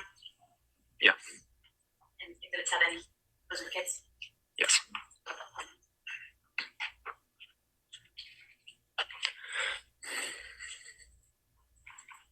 Around December 6th, 2022, did Lindsay tell you she was starting a new medication? I don't remember specifically. Is it that you don't remember the date or you don't remember her starting a new medication? I'm not sure. Do you remember Lindsay telling you at some point she was starting the medication Seroquel? Yes. Do you remember around what time frame that was? I thought it was before December 6th. Okay. And do you recall how she was physically after starting the Seroquel? Awful. How so? That was really where her big spiral started. She started to lose a lot of weight, and she became very depressed, and she was having a really hard time. And did she describe to you some thoughts or feelings that she was having at that time? Yeah, she started to say she was suicidal. And was that in December of 2022? I think so, yeah. And when she told you she was suicidal, did you ask her if she had a plan on how to kill herself? Yes. And what was her response? She said no. And did she ever mention a specific way or plan she had to kill herself to you? No. And at some point in time, did she tell you that this was the first time she had suicidal thoughts? I don't know if she mentioned it was the first time or not. I just remember her saying she had them. Had you ever heard her say that to you before, that she was having suicidal thoughts? No. Did you own at that time a Surface Pro, a type of tablet that works as a laptop? Yeah. And who had access to that laptop? We both did. You and Lindsay? Yeah. And going back to August 22nd, 2022, did you click on a link on that Surface Pro that was titled Methods of Suicide? Not that I recall. And August 22nd, 2022, that was before Lindsay had been on any medications, as far as you know, correct? Correct. Going back to December, she's told you that she's having these thoughts. What's your reaction when she tells you that she's having these suicidal thoughts? I just wanted to support her. I asked those questions back to her, and her mother was coming up pretty regularly anyway, so we let them know, and we just tried to be supportive. Did she also tell you at that time, at the beginning of December, that she was having some other intrusive thoughts? Yeah. Is that how she described them or how you described them, intrusive thoughts? I would say both.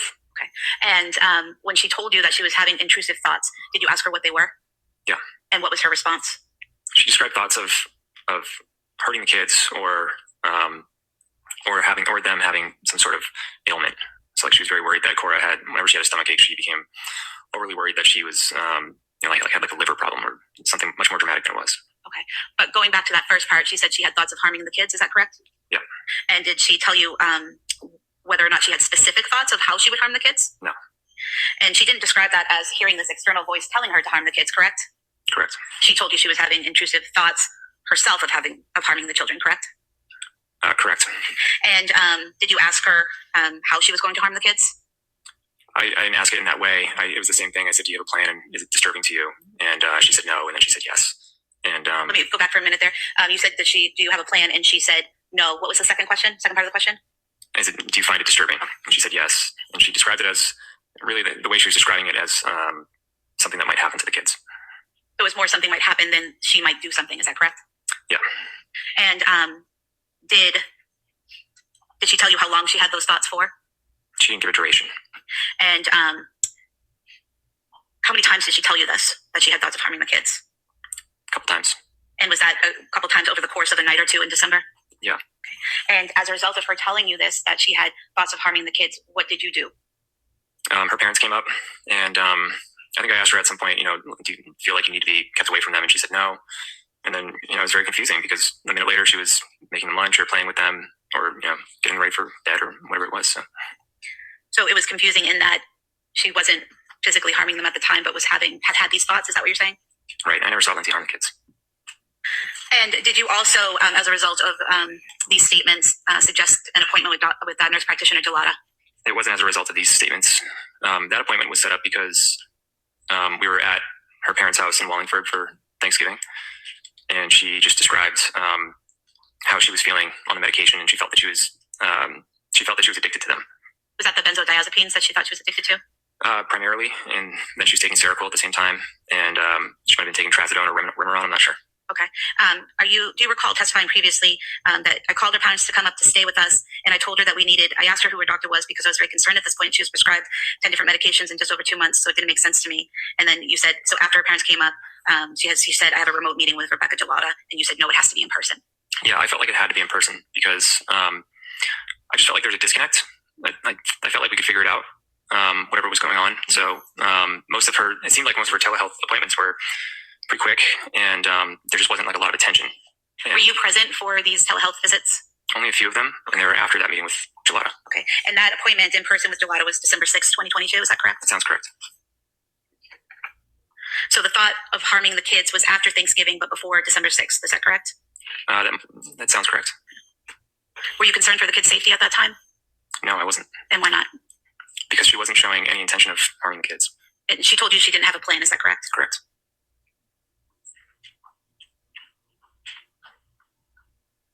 Now, directing your attention to December 15th, 2022, did Lindsay go to Mass General Hospital to the emergency department that day? Yeah. Okay. And why was that?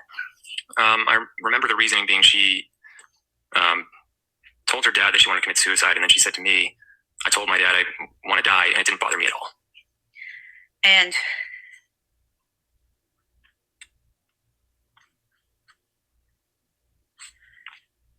as a result of those statements, you brought her, or did she bring herself to Mass General? I think I brought her that time. And at Mass General, she saw medical staff, correct? Yeah. Okay. And did they recommend to her some type of admission to McLean Hospital? I remember there was one doctor who was in favor of that, and there were two others who were more in favor of a day program. Okay. And did they give you information about a specific day program? Yeah, it was Women and Infants in Providence. And at that time, when Lindsay was saying that she was suicidal, was she asked if she had a plan? By the doctors? Or by you? I was always checking with her, and she never told me that she had a plan. I'm not sure what the doctors asked her. And after being at Mass General on December 15th, did she go to Women and Infants Hospital in Rhode Island to attempt to get into their postpartum program? She was already in. She went in as scheduled. Okay. And but she didn't remain in, correct? She was just there for a day? Correct. Okay. And did she go by herself? Did you go with her? I dropped her off, and then I took Dawson skiing. Okay. And at some point in time, did Lindsay reach out to you to say she wasn't staying at the program and to come pick her up? She actually said that the providers at that program suggested to her that she call me and have her come get picked up, and then that I should go in and meet with the providers. Okay. And then after you picked her up, she was no longer in the program at that point, correct? At Rhode Island Women and Children's, right? Well, we discussed it with the doctors, and their recommendation was that the program wasn't right for her. Right. And so you guys returned home, is that correct? Yes. Okay.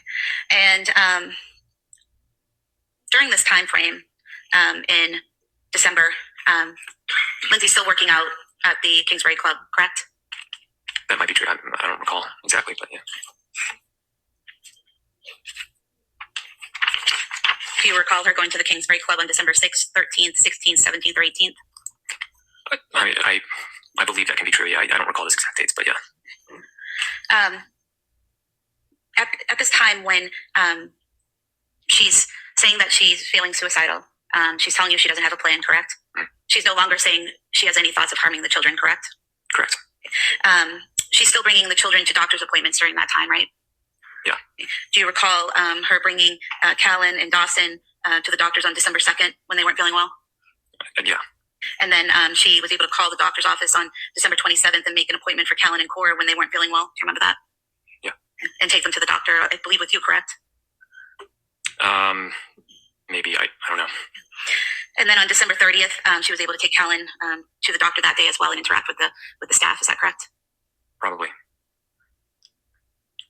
Then You returned to Mass General Hospital, the emergency department, on December 31st. Is that correct? Yes. And why did you go back on the 31st? Because she was still talking about thoughts of suicide, and I was exhausted. I said I think it's time to go to McLean, and we didn't have a diagnosis, so we just didn't really know what was wrong. And I think for me, I was hoping that McLean could really evaluate her and try to figure out the best path forward. Okay, so the path to getting to McLean was to go to the emergency department at Mass General and be referred to McLean. Is that correct? Yes. Were you aware that night while at the hospital, Lindsay was taking selfies? No.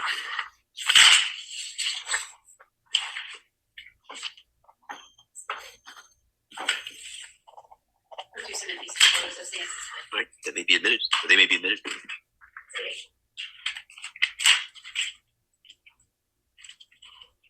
you exhibit me taking a selfie at the hospital? Is that correct? Are you asking me? Yes. Yeah, I can see that. Yeah. And then the second page is just her legs in the doorway. Is that correct? Yep.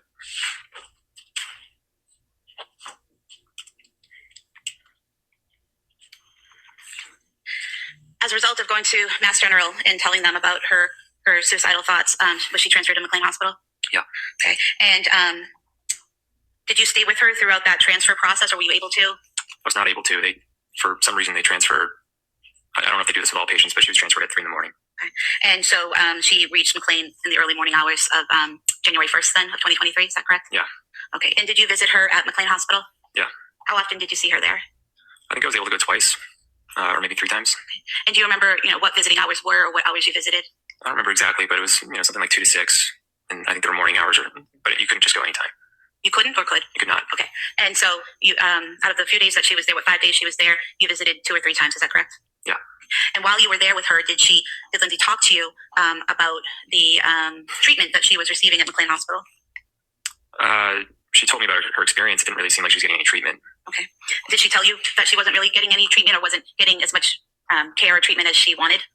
Well, I think by the 3rd day, I said, what have the doctors said? And she said, I haven't met with the doctor. I think the challenge was she arrived on a Saturday, and then I think Monday was an observed holiday, so she didn't see a doctor until Tuesday. So until then, she was coloring and playing with clay and going for walks.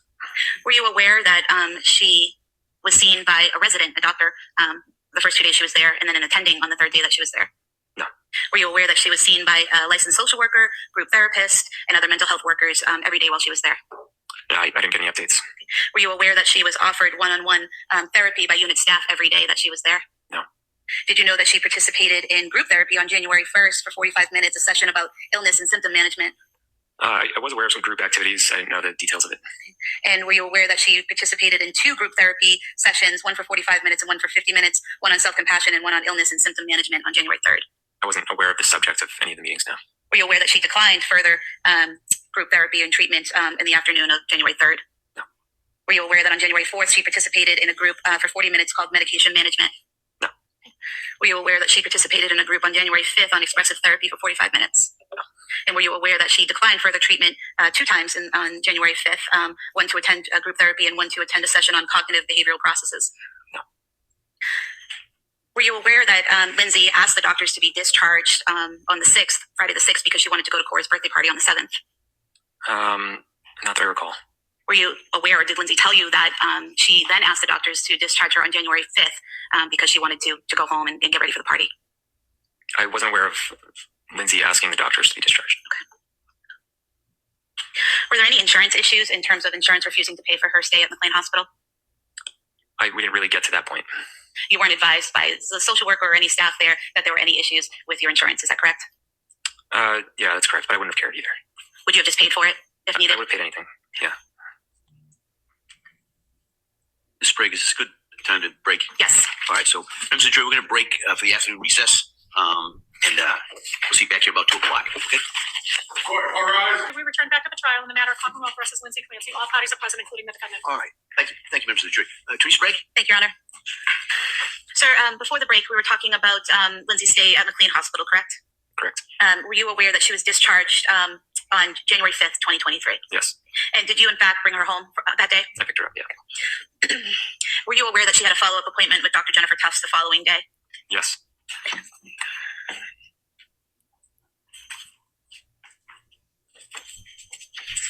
want to show you some photos here of the children and just ask if this is a fair and accurate depiction of how they looked in January of 2023.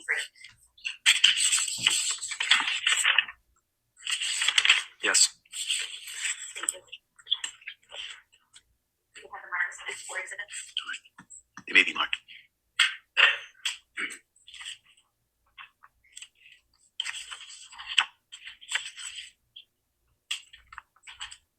Nice as well. So showing you exhibit 9. This is Cora, correct? Can you tell us a little bit about what Cora was like in January of 2023, what her interests were? Um, Your Honor, I'm going to object to this point. Counsel, can I see it sidebar?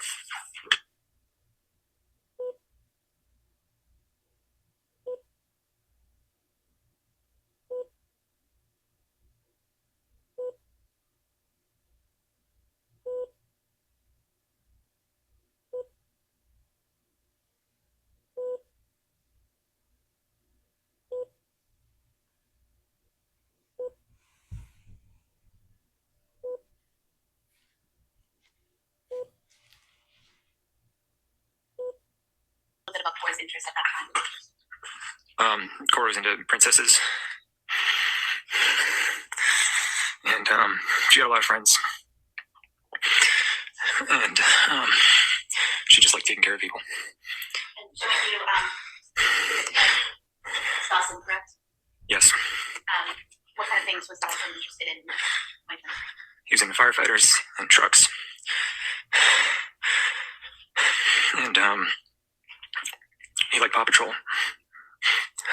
Exhibit 11, Helen. He's only 8 months old, correct? Correct. Did he have any sort of He was just a happy baby. baby? And then just showing you quickly exhibit 12. Does this picture clearly indicate their sizes in relation to each other in January 2023? Yes.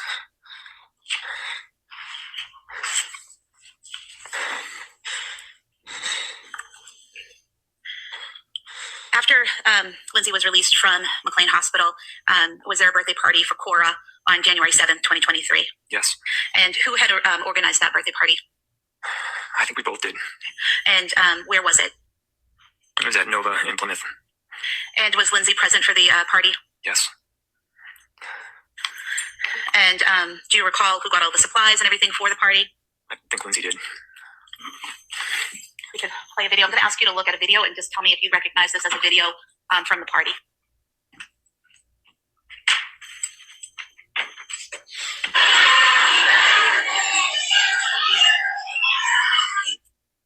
Or was that from the party? Yeah. And was that Cora seated in front of Lindsay while singing Happy Birthday? Yeah. End of the second clip. Again, was that Cora and Lindsay? Yeah. Hope to have the birthday videos as the next exhibit. That may be admitted. 13 so far.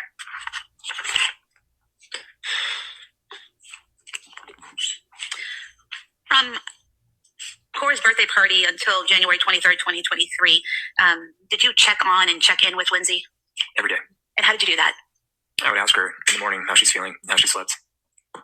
And did she tell you that she was sleeping better? Maybe a little bit better, but she's still struggling. And did you ask her during that time if she had suicidal thoughts? Yeah. And what was her response? She told me no. She told you what? She said no. No. Did she ever tell you during that time period that she was having thoughts of harming the children? No. Did you as a family go to the Museum of Science on January 8th, 2023? Yes. Was the defendant able to participate in activities with the children while at the museum on January 8th? Yes. I'm going to pull up some photographs. Just ask you to ID or identify everyone in the photograph so that the jurors can follow their movements through the video footage in the video. So if I may, down here in the maroon colored shirt, It's Dawson. Dawson, and in the red skirt, Cora. and in the gray jacket, Lindsay. and here, which is the carriage, That's me. and is Callie in the carriage at that time? Yeah. And permission to play the video, Your Can Honor. I see it again sidebar?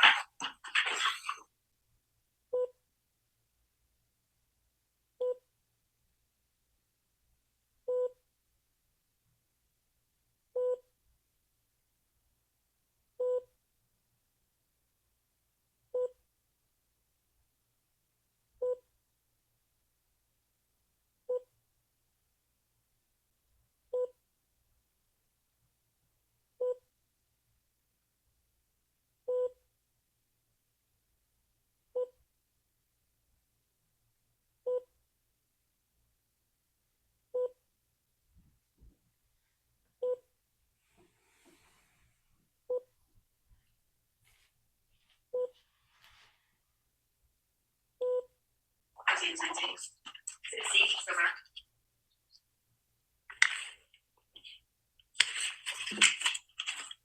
And then museum timeline for the next exhibit 14.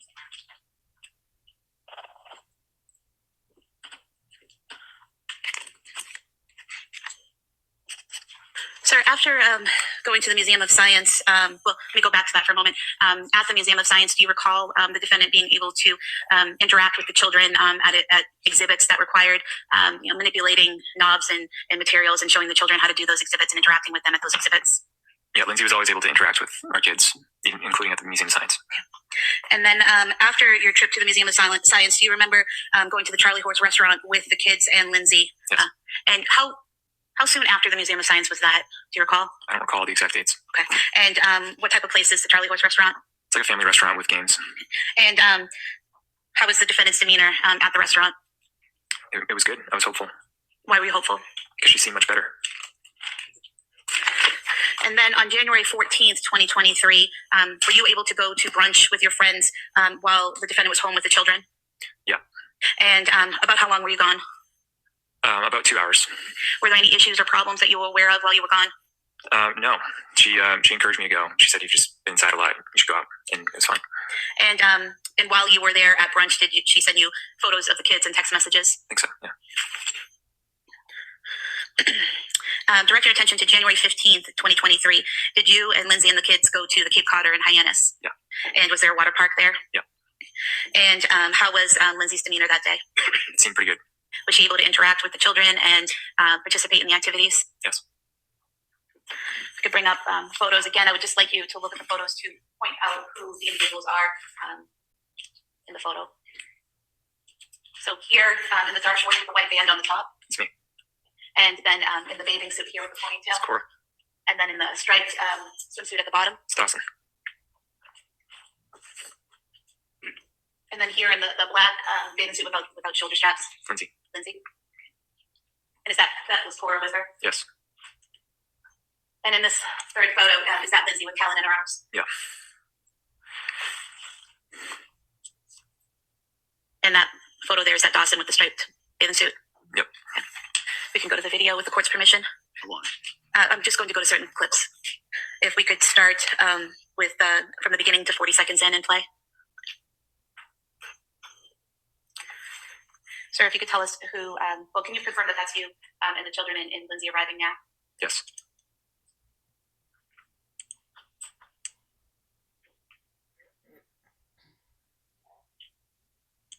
Would that be Cora in the purple jacket with the pink boots? Yes. And Lindsay in the gray coat with the backpack? Yes. And then if we could go to 139.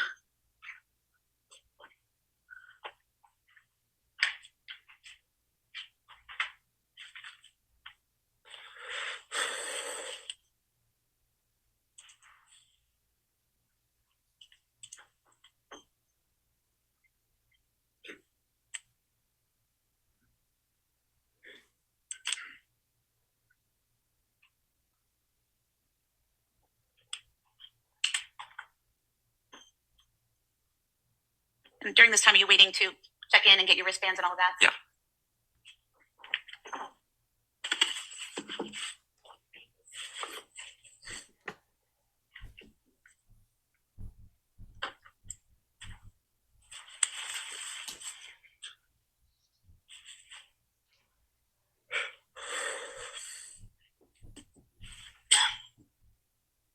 We could go to 647.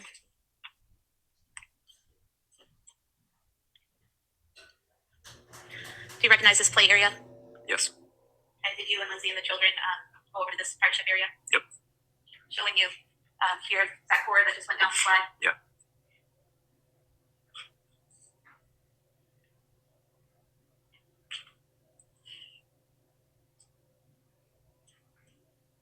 Is that you there by the slide? Yep. We can go to 1122. Let's see.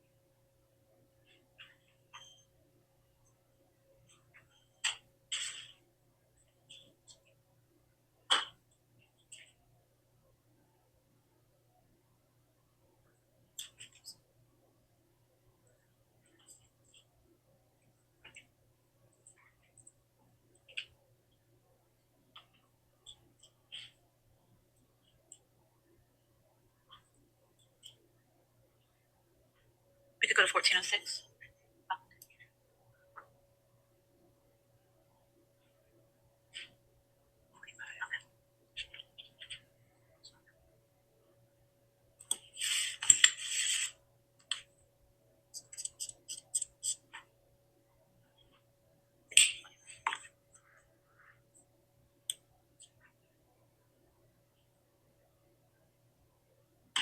Start here, 1625. That Cora and then Lindsay that go down the slide together. Yeah.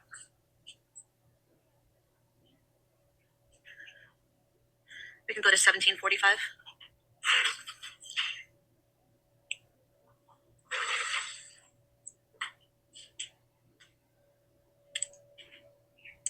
Got the same thing here. Yep. So she's able to interact with Cora and the others, participate in the activities. Yep. If we could go to 4753, please.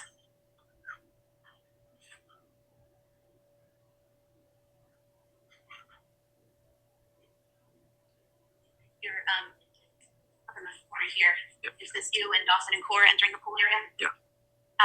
Lindsay was with Callan at that time, correct? Yes. So you were comfortable with her being off in a separate area with Callan while you were with Cora and Dawson that day? Yeah. Okay. That's all. Thank you. And move to submit the pod photos and timeline. Again, let me just see over here just briefly, just so I have that straight.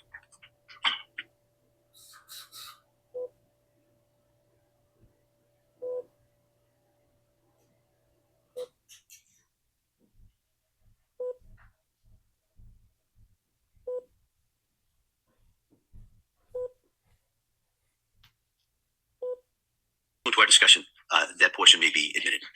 15 summer. What's it, 15? Oh, okay, thank you. Sir, directing your attention now to January 16th, 2023. Did you go skiing that day? Yeah. And who did you go skiing with? Cora. And was it just the two of you? No, we went with another dad and his son, And who was that dad? Adam Schwaybuck. And was Lindsay home with Callan and Dawson that day when you went skiing with Cora? Yeah. Were there any issues or problems that you're aware of when she was home alone with the kids all day? No. And was she able to communicate with you throughout the day? Yeah. And how was that communication done? Text. I might have called her. I'm not sure. And do you recall texting each other back and forth photos of you with Cora and the boys at home and what they were doing? Yeah. And so she was able to take those photographs and send them to you without any apparent problem, correct? Correct.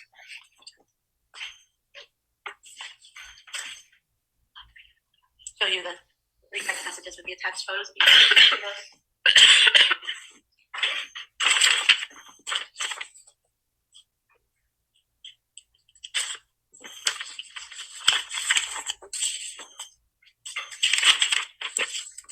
Thank you.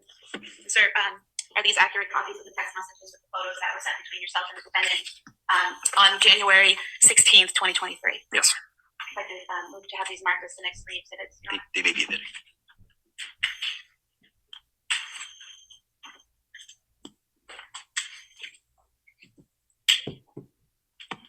Exhibits 16, 17, and 18.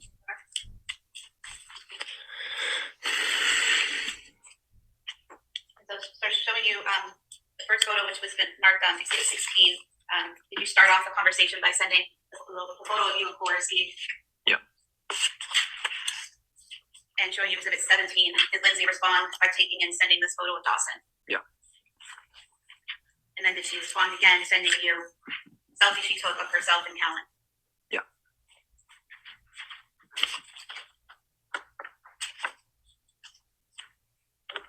And you felt comfortable leaving Callan and Dawson home with her that day? Yeah. And why is that? She seemed to be doing a lot better. In what ways did she seem to be doing better? Her mood seemed better. She was more active, and she was able to partake in more things. She was also going to the gym during that time as well, correct? To the Kingsbury Club? That sounds right. Yeah. Were you hopeful at that time that things were getting better? Yeah. Did Lindsay's parents visit you the weekend of January 21st through the 22nd? Yeah. And whose idea was that? Do you recall? I think it was theirs. I think they were just coming to visit to say hi. And what did you guys do that weekend? We just hung out and went to a friend's house on Sunday. They left after we got back from there. And whose friend's house did you go to that Sunday? The Carneys. Carneys, okay. And who went to the Carneys? Lindsay, myself, Dawson, and Cora. And what did you do there? There was a fire, and I think we roasted marshmallows or something like that. And how was Lindsay's demeanor that day? She was quieter that day. So, I mean, that was the extent of it. Was she able to interact with the Carneys? Yeah, but she's quiet. And you said you returned home and then her parents left? Yeah.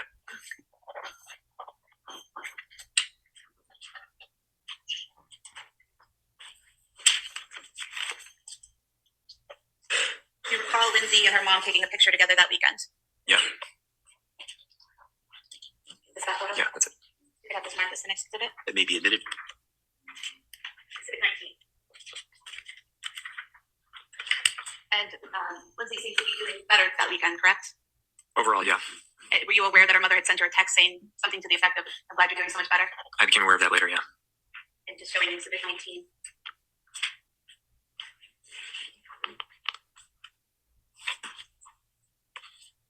And I'm sorry, Your Honor, I didn't mark the still photo from the Museum of Science. If you could have that as the next. Sure. Exhibit 20. Thank you.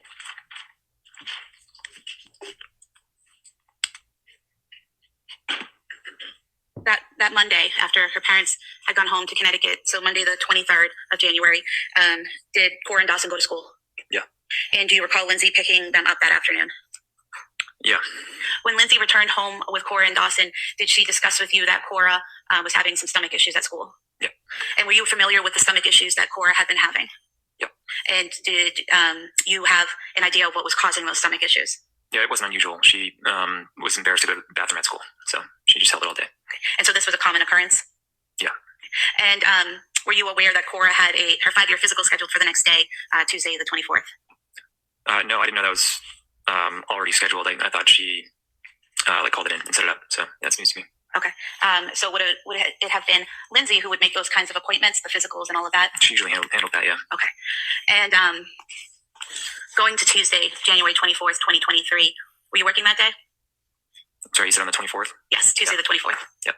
That morning was Cora's doctor's appointment at 8 a.m.? Yep. And who took her to the doctor's appointment? Lindsay. And did anyone have to go with her, or did she drive herself and Cora there? It's just Lindsay and Cora. And you were home with the boys, is that right? Yeah.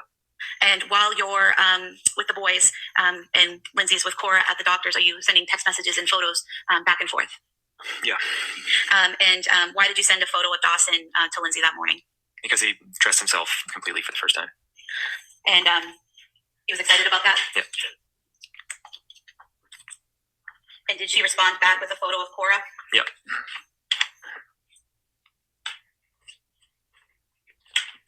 Are these the photos you sent back and forth? Yeah. I could have the photo of Dawson as the next exhibit and the photo of Cora as the following. All right, they may be admitted.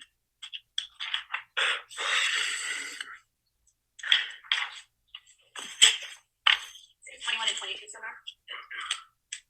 Publishing these. Is it 21? And is it? And while you were texting with Lindsay back and forth, were you able to understand her text messages? Yeah. Did she seem to understand yours in response? Yes. Did she return home? Yes. And do you recall around what time she got home that morning? 8:30. And once she got home, what did you do? I think I got ready for work. And while you were downstairs working in your office, do you know what Lindsay and the kids were doing? They built a snowman and they did some art projects. And how did you know this was happening? She texted me a picture. So Lindsay was continuing to text you and send you photographs throughout that day? Yeah, and I went up to say hi at one point. Okay.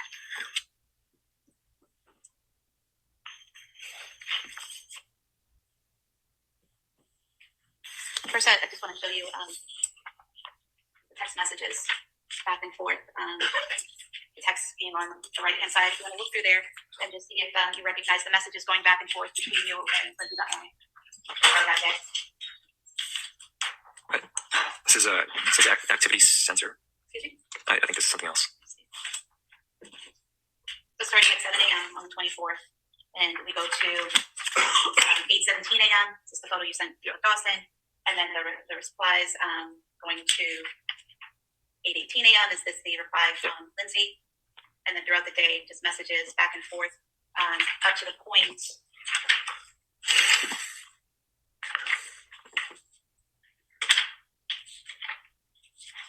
page 940, where Lindsay sending you the photos of the kids in the snow. Is that correct? Yeah. We could have the text messages marked as the next Sorry, exhibit. that may be admitted. 623. And just look at one photo. Is this one of the photos you sent? We could have the photograph marked as the next exhibit. That may be admitted. 624. How often do you think or do you remember going upstairs that day to interact with Lindsay and the kids?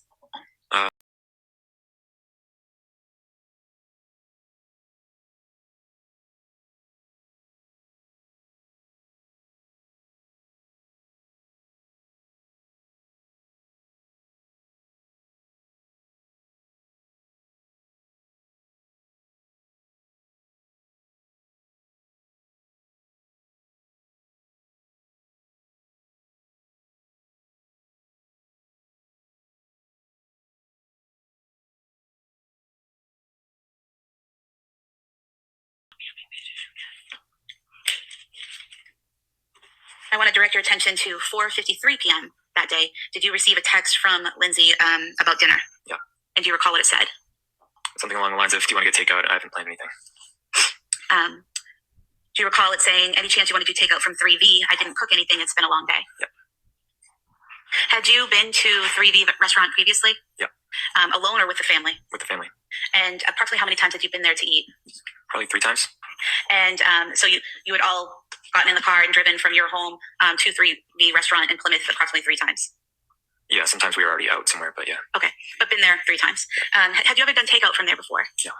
Where would you typically do takeout when you were going to do takeout at home? The Chestnut Grill. I think another one was West End Grill. Were those closer than 3V to your home? Yeah.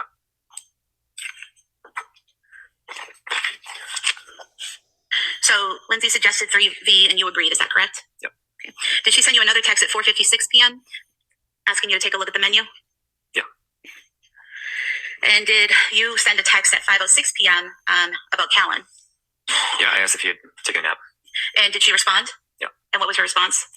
That it was a shorter nap and he was awake. Okay. And at that time, did you also send a separate text asking what she was getting at 3V? Yeah. And what was her response? I don't remember what she ordered. Do you recall a Mediterranean power bowl? Yeah, that sounds right.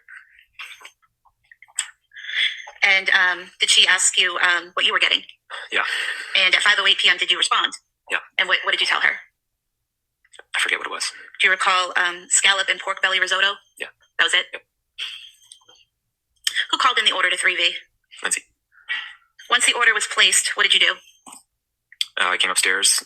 I took Callan for a minute and I rocked him by my knees, kissed Cora on the head, and I slipped right back. And what was Dawson doing when you were leaving? He was eating chicken nuggets on the couch.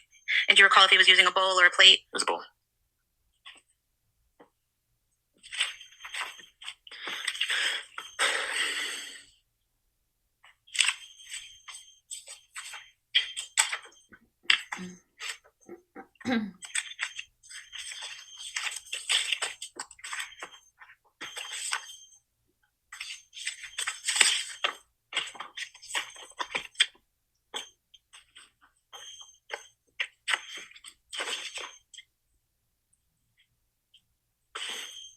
Do you remember what the defendant's... Well, first of all, where was the defendant seated when you left the house, or was she seated? She was standing. And where was she? In the doorway of the living room. And was that the doorway by the front door or the doorway by the basement door? It's the doorway by the basement door. And did she have Callan or where was Callan? She had Callan. Okay. And what was her demeanor? Normal.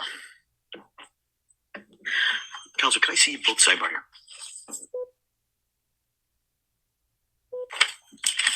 Right. Members of the jury, we're going to break at this point for the day. All right. So what we're going to do is I'm going to excuse you till Wednesday morning. All right. So you don't have to. Okay, guys, so that is actually day 1 of the Lindsay Clancy trial. We did the condensed version.